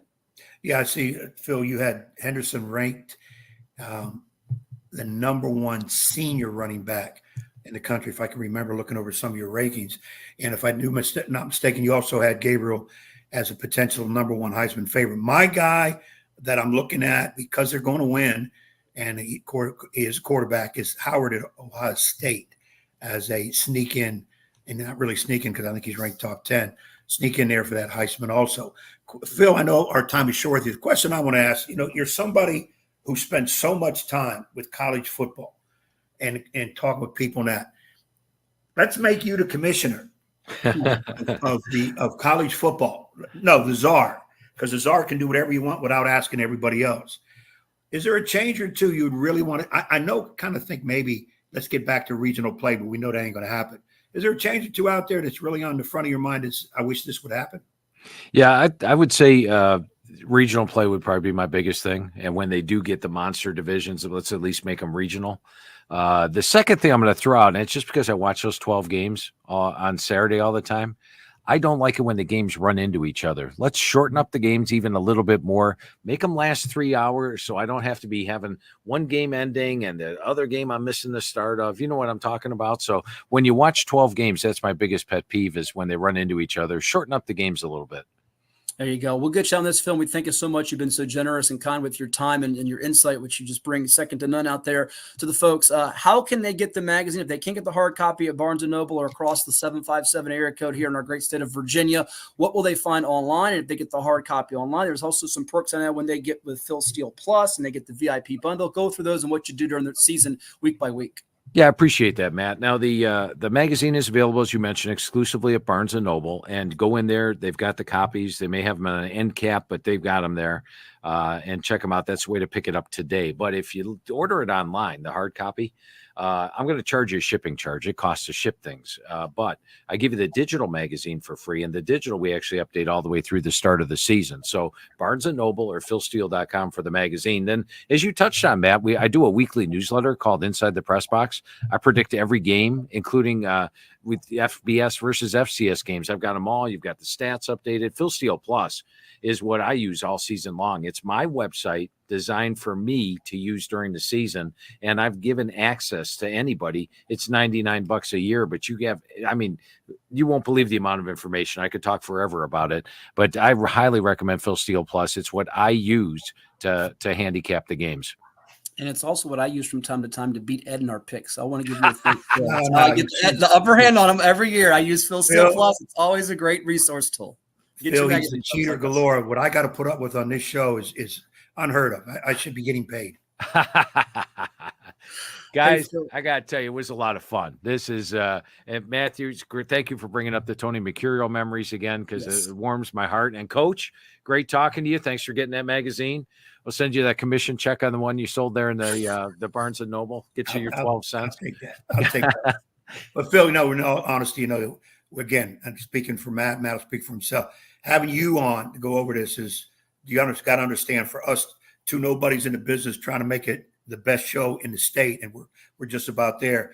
Having you come on helps us do that, because you are absolutely the best in the business. Keep us always in mind, because we're always going to refer to you and come to you, if not even in the middle of the season, if we can.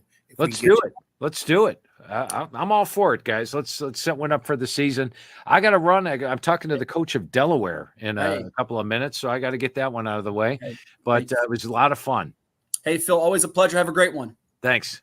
As the one only Phil Steele with us here, Get the Magazine, as I turn from the back cover to front cover. It's all color right here on 757 Saturday Sports Talk. Look at him making time for us as he's got coaches he's talking to. We didn't even get a chance to get into it, Ed. He's doing some content on the FCS. People say, what's he doing on one? Well, he's doing that on 1AA, the Delawares, the Women Marys. Yeah, he does that after he does this big project, the magazine, and then he gets ready for NFL, and he has so much info on his website, and it is the truth. I did get the VIP bundle like 2 years ago, and it's why I was beating you so easily in the pick. So I got to thank him and his staff. But really, it's a Phil power man job. He has some people that get him his interviews lined up and all that, but he is incredible. We thank him so much.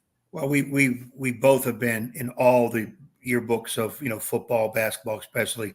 Blue Ribbon does a really good job with college basketball, but in all honesty, nobody touches Street and Smith. Phil Steele now. Street and Smith a few years back, I remember telling you that was my book, and you said, no, you got to try this guy, Phil Steele. And I heard when I was with Tony, we had Phil on in those early years. I remember.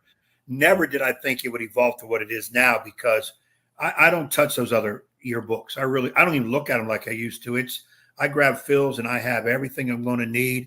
And I'm telling you, people out there, if you're into college football or want to get into it, grab the Phil Steele book. Start going through it. He put stuff in there, units, underlying players you may not hear so much. I don't know how he does it. I love that page 2 where he has those 12 football screens with 12 games on at one time, and he's reporting on all of them. I don't know. Again, I just don't know how this man can do it. He's well over 100 hours a week in football. He says this is his relaxation time because he don't have to worry about print deadlines and getting the thing there, but he's still talking. As you see, he got off our show. He's go talk to coach for Delaware. And then, soon enough, the games will start and he'll be right back at it again. Well, we thank him for coming on, and we've got some bills to pay and things to do as well here on this 757 Saturday Sports Talk in July. I'll be getting back in the pool soon, but before I do all of that, as Ed shakes his head, we got to hear from some of the sponsors that make it possible for us. We'll be back in just a moment here on 757 Saturday Sports Talk. Like, share, and subscribe on Cove Sports TV. As a banker at Town Bank, we believe that people bank with people, not with banks. You're looking for an actual personal relationship, and that's what you get at our bank. You get that person that gets to know you, gets to know your business, is there for you. I think that is what motivates us, what drives us. And the idea that we are trying to serve others and enrich lives, I think is very true.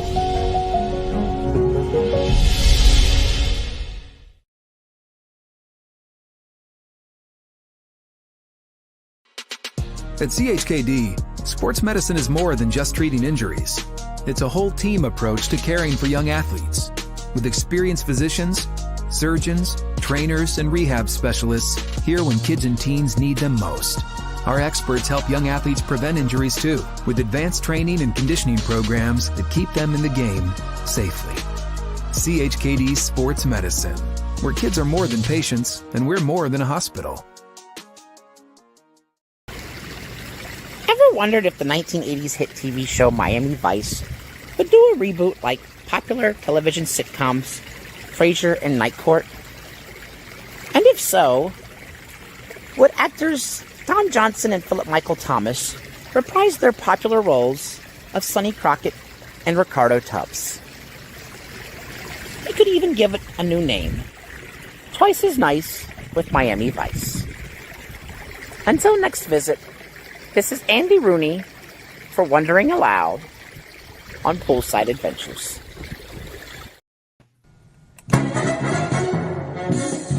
And now back to Matthew Hatfield and that evil basketball coach. Blast you, Ed Young!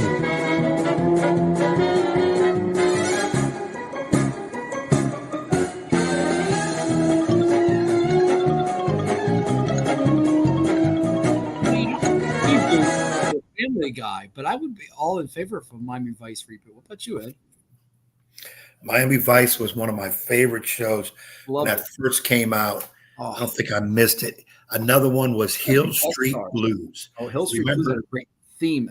It was okay, but it wasn't in the class of Miami Vice. But I will tell you, some of the guest stars they had, like the late great Bill Russell and Phil Collins. I mean, it's Ed O'Neill was in like the second episode.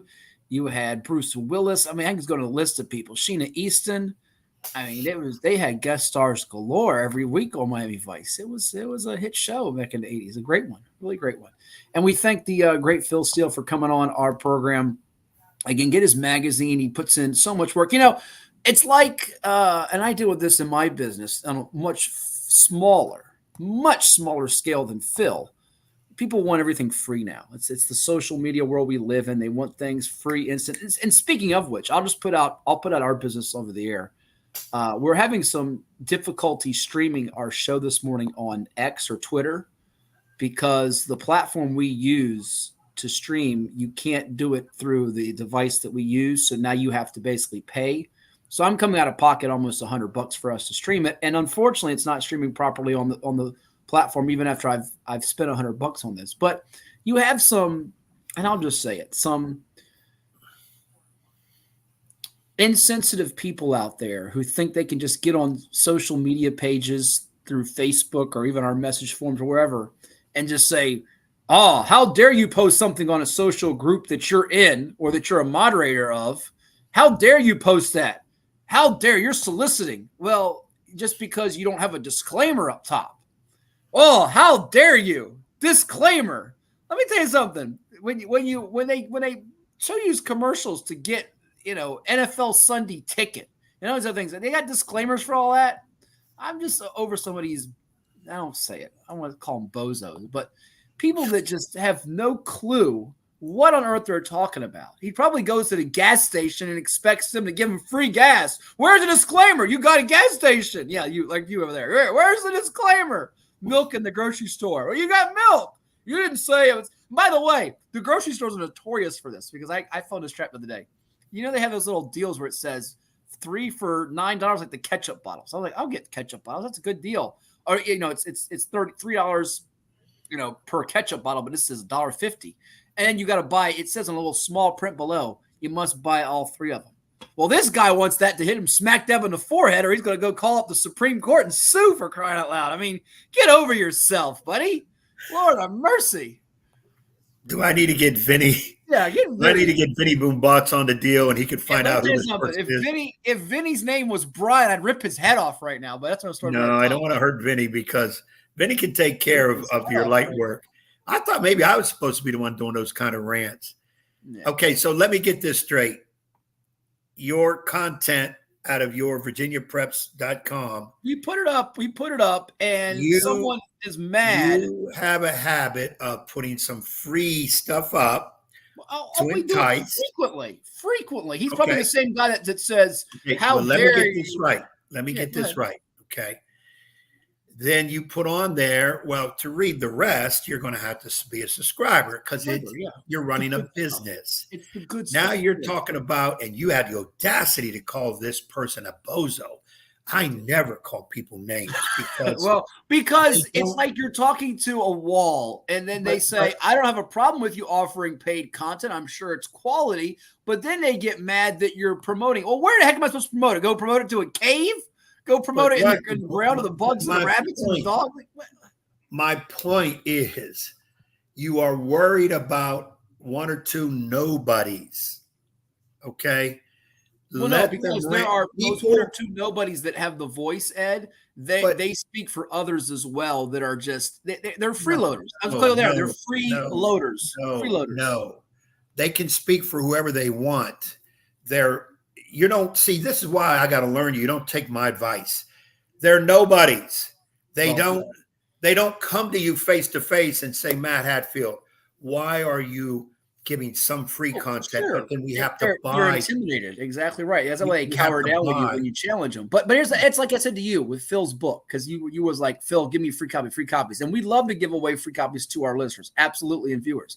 But he puts in so much time, effort, blood, sweat, and tears, sweat equity, we call it, into making that magazine. Is it really all that much for you to go out there and spend $20 out of your pocket? And I'm not spending $20 on a magazine either. I just did it. Yeah, you just did. So what are you talking about? You just did it. I know. I want it free because I want to get them all. I want to get them all. And my belief is we will give those people a little bit of notoriety when we use their material. That happens everywhere, every which way. I've said for many times, you are a knucklehead because you give too much free content away. That's your fault. Now you get a person that wants everything free and you're mad. Let it go. He does not run your subscriptions. If you've got 20 million people out there who don't want to buy your VirginiaPreps.com because it costs money, okay, then you think about it's 20 million. That's not happening. People are buying it because your content is good. Right. By the way, I put a comment into this. We saw the comment. Yeah, we did. Okay. And I try to be nice about it. Okay. That nobody puts the time and effort in that you do. And you really want to promote kids more so than anything else. So now, and I always told you this because you get hit up, you take 72 million pictures, which costs money for you. Sure. And then you get all these parents and kids. Hey, can I get a picture? Can I get a picture? Can I get a picture? And then you give pictures out. And then you have coaches that want content and information free. Correct. And then them same coaches get in your face about other things. Yeah. And then you get mad. And I've told you, stop helping those that don't deserve it. Stop giving out free those that don't deserve it. It's a bit, you run a business. You got to make money. Some people even try to break people's noses in public and then act like it never happened months later. I mean, that's what we live in. I got Vinny Boom Bots. He handles my business. Now, I could get somebody else that handles my business. I've got a great uncle, love him dearly, lives in Georgia. He's always said to me when I was little, great uncle, any problems, give me a call. It'll be taken care of real quick. Oh, I can't get into in depth what that means. Oh, Ed's uncle. Yeah, I've got a great uncle in Georgia who has contacts throughout the country. But it's almost like painting this picture. This is what irritates me. And you're right. I let stuff bother me that I shouldn't. That's just part of who I am. It's my makeup, I guess. But it's almost this notion of, oh, you're just a money hungry grab. If that was the case, then I wouldn't be coming out of my pocket today almost 100, and still can't get the show properly streamed on my X account. For some reason, we're trying to troubleshoot this after the great folks at Twitter X are just sabotaging me. And people do go to door to door and they still this is the world we live in. If you don't like it, tough. Go to a different country, go to a different Facebook group page if you don't like it. Get out of my face. Pow, right in a kisser as I start. Hey, I'll put it simple. Now my screen's got spit on it, which is not great. There are things that I really want to read or get, but I'm not willing to pay the money. So I live with it. Sure. I don't go fuss those people out. And you know what? I just don't get it. If you don't want to subscribe to our site or whatever it is, that's your prerogative. We have a free trial. You can go test it out. If you, instead of sitting there and complaining, you're the one that clicked it. Nobody said if you click it, everything you click is going to be free in this world. Hello. Yeah. The problem is not the person saying it. The problem is you worried about it. I know you're a business person and you want your profile to look good. You want your stuff to be good. But see, here's again, you're worried about one or two yo-yos when you have 6 and 7, 8 good ones who subscribe, who like it. That's the people you cater to, not the people. We have 4, 6 or 7 or 8, but it's right.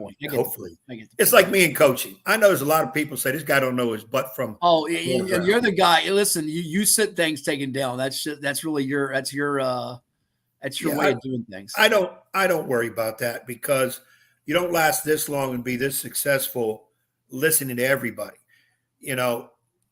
Bottom line is if you're somebody that's been in my business, I'll listen because you're in the business. Things are working for you. Things are not working for you. So I'll listen. If you've not really coached a game in your life except from the stands, I'm going to listen to you. Like everything. And everybody thinks they're a coach except the people that coach. They don't know what we go through day by day with the kids, but they think they can coach. Sure. And I don't respect those people when they are complaining because you're not coming from a background that I am. You have not put the time and effort that I have. So I'm not going to respect what you got to say or listen to it, period. And I'm not giving my energy to that negativity because it kills you. You can't do that. But if it's a coach, I don't care if he's a junior high coach, a high school coach, pro coach, ex-coach, and he's got something to say, hey, coach, I'm going to tell you about something. I'm going to listen. Even if I don't want to take his advice, I'm going to listen to it You don't do that. You're so worried about one or two complainers, you're losing sight of all the people that say, I like what Hatfield's doing and I appreciate what he's doing. And that's where you got to put your time and effort, and not people are going to.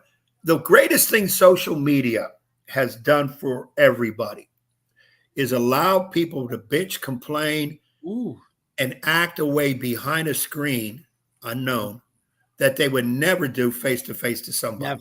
Yeah. They call keyboard. You know what Delisha Milton-Jones, the OD women's basketball coach, calls them? I love her phrase she used last year. She calls them keyboard gangsters. Love it. Keyboard gangsters. Yeah, you can't. That's what social media has done, you know. And I know it's the old picture of a little dude. He's 31 years old. He's in the basement of his mom's home. Not all homes have basements, but we say this. He's sniffing glue and eating boogers. I know. Yeah, he's on that keyboard saying, Hatfield don't know what he's doing. He's charging. Young doesn't know how to coach. Over there, yeah. Licking doorknobs during COVID. I'm sure all those guys. Yeah. I mean, let it go. We need those people to enlighten our lives, not hurt our lives, not upset our lives. Just let it go. Not much enlightening going on, but as we have a few minutes left in the show, time's running out. We can squeeze in, if you'd like, one more football coach clip. We can save it for next week. Move it over. It's your call. We have Anthony Joffrion and Anthony Hawkins. The Anthony's still left with us. We heard from Alonzo Ricks. You know what? Nansemond Bring on Kings Fork. Bring on Kings Fork. We did a tougher guy with Nansemond River. Let's go ahead and get Kings Fork out of the way. Save the other one. We also heard from Kecoughtan coach Zecharie James. Was really impressed with him. I like. Well, he's a firecracker. That dude's enthusiasm. That's his new nickname, Firecracker James. He's going to be one. Coach Z, I like what he's doing over there. I like his vibe, positivity. And here it is. You said you want to hear from Coach Joffrion from Kings Fork? Yeah, let's do Coach Joe from Kings Fork High School, right? Yeah, and Ed will give you his record coming up this year. It's now on Cova Sports TV. He watches the show regularly. Shout out to him. Here it is on Cova Sports TV. All right, I'm here with Kings Fork head football coach Anthony Joffrion after his team's participation here on day 2 of 3 days of the Landstown team camp for 2024. Coach, what are you taking out of your two-thirds of the legs done of this event? What do you take out of it right now? The good, the bad, the ugly, the positives, the negatives. What do you take out of it? So I think it's been great. We've had a 3-year starter at center. We moved him to guard to see if this other kid could play center. We didn't put Javon at running back at all. He's been, at receiver the whole time. We've been trying, DeAndre Artis Boone at corner. We've just been moving a lot of guys different places that, they typically, don't play. So it's been really good for us to cross-train kids, see what they could do in different positions. And we've actually we had a tackle with a knee injury. He's a 3-year starter. A guard who started for us last year went on vacation. Shout out my boy Micah Allen. Hope you're having fun. So we actually have 2 9th graders to see what they can do at tackle, and they're holding their own. I'm actually kind of impressed. I think, we got a really bright future with some of these young guys. And you have another 9th grader in the secondary. I believe it is Reggie Davis, if I'm not mistaken. Yeah, You're secondary with him and Artis Boone. Those guys were making plays going back to the PA team camp, the ODU 7-on-7, and then you won the William & Mary 7-on-7. Yes, sir. Yeah, so Reginald Davis, he's going to 10th grade. He was a varsity kid last year, started JV in 8th grade. He's super talented, getting a lot of Division I interest. This is the most offered kids we've had on our team. So we have, I want to say 6 to 7 kids right now with Division I offers, which is rare, especially in Suffolk. So, we've been having college coaches come out, and it's been great.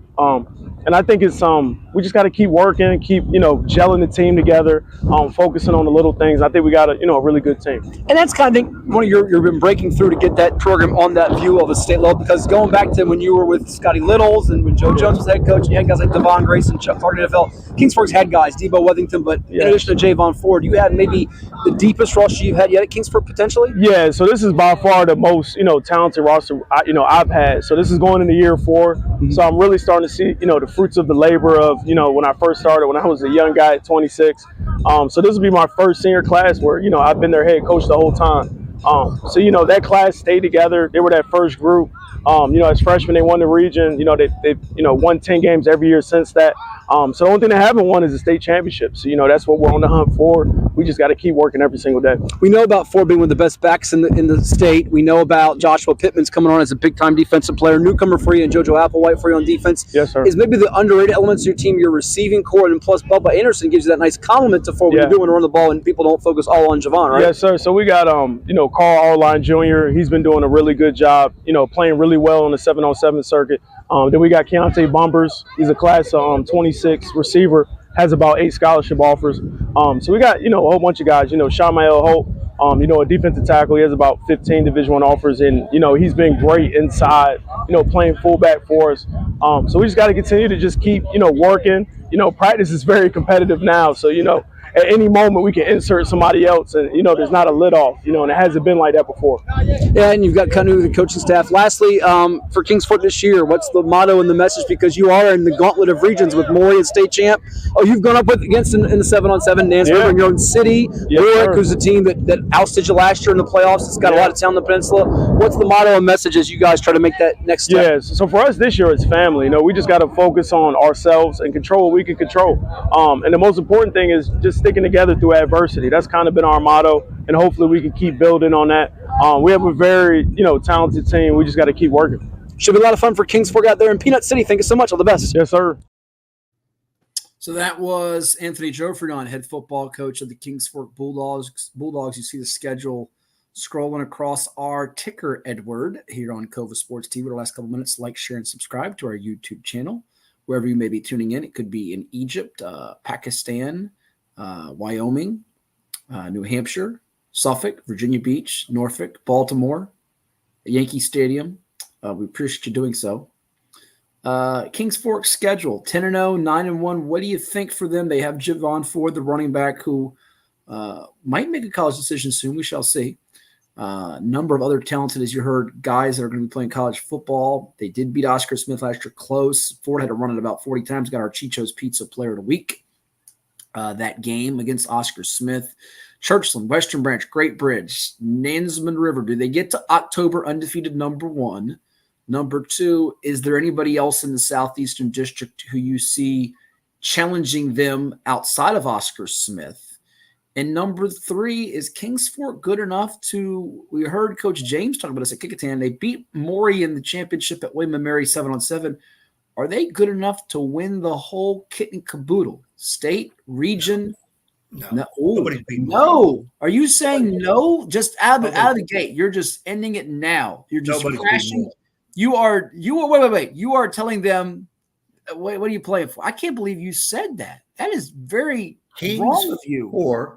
Kings Fork kids, that was Ed Young, the former Nansemond River basketball coach who only knows basketball. He don't know a thing about football, and he's doubting on you. He's hating on you. I know that. I'm hating on him. I'm saying you're this. They can't win it. Nobody in the region is beating Maury. That's what I said. Case closed. So you're telling Warwick, you're telling Kings Fork, who's already beaten them this summer. Those teams have great chances, but they're not Granby, Nansemond River. By the way, they lost a running back to Granby, did Maury. You're telling all of them you're playing for second place. Just forget about it. That's what you're saying. And Kings Fork, I'm looking at their schedule. Listen, I think Maury's the favorite and the team to beat, and I won't say a bad thing about Maury, but I think you're making a mistake because I don't think and Maury's great. I think those other teams have some really good talent. And on any given Sunday, as they say, any given Friday night, you're over there chuckling. I'm just telling you, you be careful what you say. Those words can come back to haunt you and bite you. The Bulldogs have Kings Fork has a legit chance to go undefeated. I don't think they will. Nansemond River is going to be a tough out. Oscar Smith was for sure. I think that Churchland could be interesting, Western Branch. But they have a great chance to be undefeated. Didn't they do it last year? They undefeated last year? Not regular season. I'm pretty sure they did. Okay, they have a great chance to be it again based on their schedule I'm looking at. Okay. Nansemond River, my old school. Great season coming up. Outside chance of being undefeated. But again, I'm going to say this. Region 5, and when it's all said and done, Maury will be the Region 5 champion who will play for a state championship. Now, can the rest of the state beat Maury? Yes. There's too many good ones out there. As you get deeper, all the way into the state championship game, there's a reason why you're lining up against another opponent. They got there for the same reason you did. Maury is built to be where they're going to be.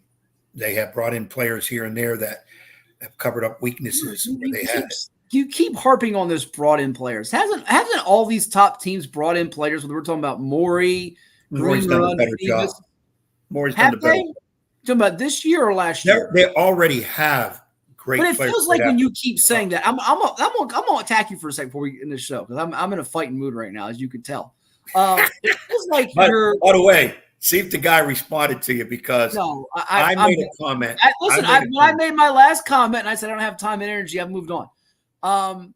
I've moved on. I have bigger fish to fry, as Bowser told Mario in the video game. I've been playing it with my niece lately. And by the way, NCAA football, go get that video game. I'm going to get that for the Xbox and have a little fun on that with the joystick. The Xbox. I got that. The new system to play the video game. If I can figure out how to plug it in, just like the new X I just bought for the site, for the podcast. I can't figure out how to use it. I probably spent $400 on that and only how to get the thing hooked up right. I have to go call a repairman. It's just like people with air conditioners go out. You pay all this money for new air conditioning, they put it in, and then it goes out on you. What in the world? But back to what we were talking about, because I get sidetracked very easily with my attention deficit disorder here. Look, it seems like you're making it personal with more all these players they brought in. Are you saying they haven't done a good job? They don't have players that are homegrown? They do. And by the way, I can find every team. Yeah, but I'm reading between the lines because it feels like your little subtle young digs that you make. That's another one of those stories that I don't understand. How do you read between lines if there's only a line? You just know what line in between. Maury has outstanding athletes. Next time, it's they like have their own athletes from the building that are very, very good. Right. They have recruits that have come. They've had players transfer in from other programs. Well, what about recruits? What about Hatfield, by the way? They got them all beat right now. They got 29 transfers on their roster. They got everybody beat with transfers. How do I say this tactfully? Yeah, you can't say it tactfully. Most teams that win state titles nowadays in different sports got there because of some transfers have come in to help. Oh, did they get there because of that, or did those guys or gals sometimes come along for the ride? Because let's just say it like it is. I'll even take Princess Anne girls basketball. Darnell Dozier's a legend. Some of them transfers have come over there. They were winning it whether they came or not. And I got news for you. Some of those kids that came to Maury, they were going to win a state title whether they came or not. So you act like that put them over the top. Maybe they didn't need them. And what I'm trying to say to you here is, hold on, let me finish. They joined the other transfers from the past to help them get there. I'm not saying Kings Fork beats Maury. And by the way, Kings Fork's first scrimmage coming up in August against Highland Springs on the road. I might go to that one. That should be fun on a Saturday morning. I might have to do a podcast a little bit later that day while you're in the Big Apple. But all I'm saying is, and they lost to Warwick last year. I get it. Beat like 42-13 in the regional semifinals. We got to see what Masai DeLome status is and what Warwick's looking like. I'm curious to see them. Now, I think they're scrimmaging to Matha, by the way, I heard. Someone told me that, little birdie. But they've beaten them once this summer. There's a little confidence there. And maybe sometimes things change and, you say, all right, looks a little interesting here. Tight ball game, a play here or there. I just to act like it's a foregone conclusion here in July that Maury wins this thing and doesn't get tested. I'm not so sure. I would go Lee Corso. Not so fast, my friend. And if your reasoning is because they brought in transfers, I'm here to tell you, as many transfers as they've brought in the last 2 off seasons, they don't lead the offseason transfer portal this year. And if you want a full breakdown, we'll do the homework and put it up on the screen for every school that we have the data for if you want to take that for data. I'm just telling you, let's not make that your reasoning as to why. Maybe Maury's winning. Maybe not just because they have great players. Maybe Doreen McCain's the best around right now. Maybe that's the reason. Maybe you need to say that. Maybe you need to change your reasons. Take that for that. Although, when I say best around, Highland Springs is Lauren Johnson might have an argument. You might have Daryl Overton now at Hatfield. Was that free? There might be other coaches around the area and state. Those are outside the area that have an argument. So I know you're shaking your head over there. By the way, we don't want to forget about the legendary Hank Sawyer. We want to do a coach list because I want to hear your coach list for 7x7. There are tremendous coaches out there. By the way, Joffrion and his staff with guys like Casey Turner, former head coach, and Marty Asprey, among others, they're doing a pretty bang-up job as well. I think they've done a nice job over there. So let's just tell the whole story. I don't even talk about coaches. Being that old man on the lawn, transfers. Most of those teams have great coaches. But again, the successful teams, because of the transfer portal, which was long been in the running before the college one, works well for those teams. So that's not going to change. Now, you want to take it as a negative. Again, that's your mindset. It just sounds like a lazy reasoning to me as to why teams win. It's a fact. The teams that are winning championships have key transfers or 2s or 4s or 5s along the way, joining from the past. when they have been good. What about the teams that have key transfers and they fall flat on their face and go 5-5 or 4-6? That's very, very rare. Very rare. Well, maybe they got poor coaching. Maybe they got poor coaching because the teams that have the right type of coaching and have those players fit in there are going to get those kids motivated to play and they're going to go. There are a lot of teams that are going to win titles without transfers because of previous transfers. Very seldom does a team take just what's in their building, in their neighborhood, and go all the way and win titles consistently. It's very rare, extremely rare, and that's not a knock on anybody. What about Riverheads? What about Riverheads?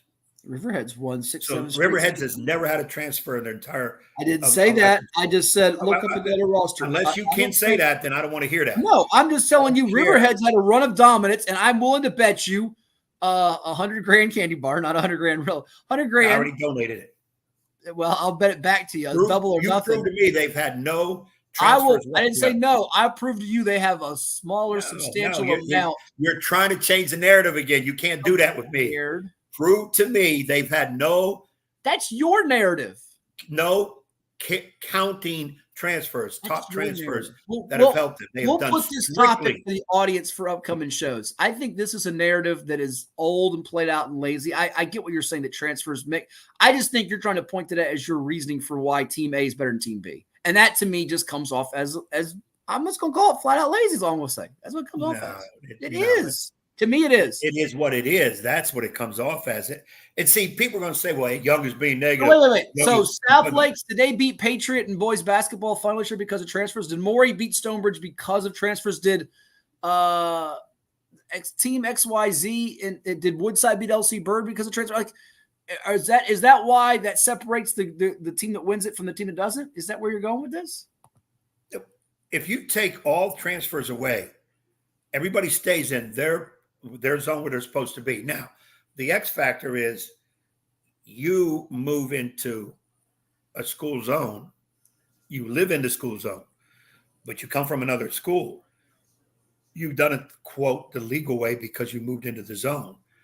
But in a way, and I never mention it, in a way that is transferring because, well, this school is better than this school over here. And you can't fault people for that. Parents say, I want what's best for my kid. I want him to play. Well, but you live in school Z zone. School Y is the better school.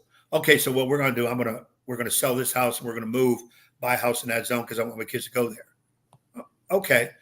A lot of people do that, and it's perfectly legal because you moved in the zone. But the intent of the move was strictly, we want our kid to play on this championship type team because the school we're in doesn't get recruits, doesn't do that. You can blame it on poor coaching, whatever, however you want to blame it on for the reason to move. That's fine. Virginia High School League has a rule in writing. You cannot transfer athletic reasons. I laugh every year I see that rule because 98% of transferring is based on athletics. Women, men, boys, girls, any sport, not just football, basketball, any sport, most of the transfer moving is athletically inclined. There has been academic reason. Yes, I understand all that, but it is mostly athletic. I've always said this, if it's not athletically involved at all, let kids go wherever they want, but they can't play athletics for that year at all. None. It's a sit out that year. And I've been told you're a fool. And you can't do that. Courts would never. Okay. But I'm just trying to make a point. If it's not athletic reason. What point are you trying to make here? Because I've lost the flow of what point you're making. You're telling me people that win championship is because of coaching / players. I didn't say yes. It's because of and it transfers too, period. I don't think that it's because of transfers, because there are schools I can point to Okay. to you Give me a list. Give me a list of the last 5 year state champions in any sport. Give me a list and tell me they have no transfers. Then I just gave you Riverheads. I bet they have no transfers from their last state championship. Find out. You're the investigative reporter that charges like too much money for your damn thing. Go out there and wait. You just posted I don't charge enough. Now I charge too much money. You damn right. My thing on this is who cares? Transfers are transfers. Big deal. It's every program in college football's got them. So that's what I'm going to make this to high school, college, and we'll end the show because we've gone way over time. Yeah, we're way over. So basically, your thought is Alabama and Georgia are better than Missouri and Colorado and those teams because they get more transfers. You can't say that because I bet Colorado and Team XYZ had the most transfers in college football, and it didn't amount to anything. That is not why Georgia, Ohio State, and all of them are winning. They might be getting better players, but Colorado doesn't attract all the big-time players. They can get a ton of transfers because they got Dion. They got Travis Hunter, who's a 5-star. Okay. Right, but look at overall. There's no way Colorado is ever going to outget Texas, Alabama, Georgia. Are you sure about that? Now, wait a second. Texas A&M had all those 5-stars with Jimbo Fisher. How'd that work out for him? Texas A&M is still not on the line with the Georgia, Texas. Right. Whoa! They don't. As far as money, are you crazy? How much they're spending? Everybody has money now. The big boys, they all have money now. Right, they all have money. So it's an equal playing field for the big boys. The big boys. Now we were in high school. Now we're jumping to college. Right. You got to stay where what I'm getting at is you're all over the place. You're trying to say what separates. But you're making no point. You're not making any kind of. Your point was the championship teams win because of transfers, right? No question. So Maury is better than Kings Fork in this particular what got this thing started because they had more transfers than Kings Fork. They have more transfers that have played a big role in what needs to be taken care of in those positioning. They already have good players. Both teams have good players.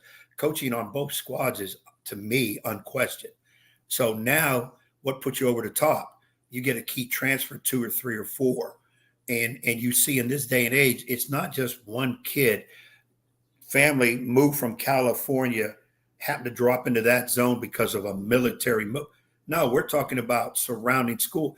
Did not Indian River, it did not Oscar Smith in the past have to get in front of a group to explain why is all these kids here from different things, Ocean Lakes in the past. They all got caught on the carpet about the transferring. And now a lot of those schools, it's died down somewhat. And we're looking at kids going to other schools that back in then you didn't hear their name. Ed, there was a running back in the Beach that played for one school on a Friday, played for another school the next week. Neither one of those teams won a playoff game, and the one missed the playoffs. It didn't get publicized, but if that had happened at Maury or Phoebus or fill in the blank, you'd be one of the guys that's going, see, they just got more. I think you're making a mountain out of a molehill here. That's my feeling on it. And so what? There are reasons. It has nothing to do with why this championship level team is further ahead per se. It might, I think that's not the end all be all. It's to me, it sounds like the sour grapes, sore loser, cry mentality is what it sounds like. That's how you're not in the coaching field. I am. Right. I don't make a living on recruits. Okay. I don't have kids on my roster that aren't really supposed to be there, or I badger them to come in, whatever. So is that your fault? Right. We try to do it the right way. I try to follow what is supposedly the rules. Who needs rules? Right. You're the type that don't give a damn as long as they're good and kind of because you're not in the business. So to you, transferring is okay. Now, let's see if we can do it. Okay. If we open the door, words in my mouth. No, it's sound like the guy who needs tissues over transfers over there. I've said many a times, if I decided to really hit the transfer hard, I probably would win. Why did you decide to do it? What's holding you back? I've never done it. I've never done it. Never going to. That's not the way you do. It's not the way you do things in a business. So is it? You don't want to win championships. You don't want to win championships. You want me to go off because of you like that controversy. You don't want to win championships. You said it yourself. Yeah, so you can't do it because you're playing for second and thirds. Most of it's right. I can't play for championships because I don't recruit players in like most teams that are on that line. Belief in philosophy. Others may fight you on that, which I did, but I don't have more time. We'll do this another day. But and you'll never win that argument because it's the truth. In your opinion, but you'll never win championships. So you get some players, baby. You got to have players to win titles, yes. Yeah. And if you can't develop them, which as a coach you should, then you go out and get somebody else's that have already been developed. I hope Daryl, not just him, but other people put the hex on you for what you said about more young schools. That's just. I feel it's. Oh man, they won't need to put a hex on me because right now it don't look like I'll be coaching, so it won't matter. I can sit back and really watch what's going on because I won't have a team to have to really concentrate on. So I can really watch in terms of how people do certain things. And what I'm hoping to do is, if I'm not coaching next year, I hope people be willing to allow me to come watch practices. I want to see how people set their practices up. I need new ideas. You know they're going to do in practice. They're going to say, hey, this is how we win, coach. Hey, transfer A. Get the ball to transfer B, and we'll beat them on Friday night. That would be cool. I'd write that down because who knows, in my next coaching position, I might reinvent myself as, okay, when in Texas, do what Texas does. Go out there and start recruiting. Who knows? Put the black hat on. Be the bad man. The views and opinions expressed by one Coach Ed Young do not necessarily reflect those of Cova Sports TV and Hometown Sports. And for those that want to get Hatfield's misguided information, you'll need to subscribe to his VirginiaPreps.com. It's in there. There's some good stuff in there. Stop asking for it for free. We give you hats hits on Friday nights for free. Get over yourselves. All right, let's go do it for this week's show. We went well over time, but it was a jam-packed show with Anthony Joffrion, Alonzo Ricks, Zecharie James, and of course, who can forget the great Phil Steele. Next Saturday Sports. Good Lord willing. Our final one in July. Maybe we'll be back on X or Twitter once I figure out why I paid all this money and we can't get it streaming on X or Twitter. What's going on over here? Like, share, and subscribe. Hey, it doesn't cost you a dime to like, share, and subscribe to our YouTube channel. At least yet, until they charge us, we won't charge you. Take care, everybody. I gotta have a long talk with Vinny. Things gotta change.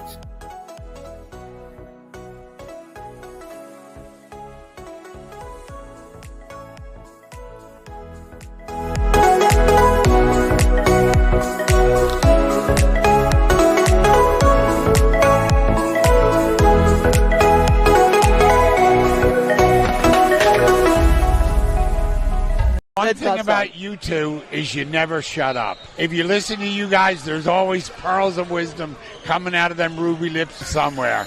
And that's the way it's supposed to be.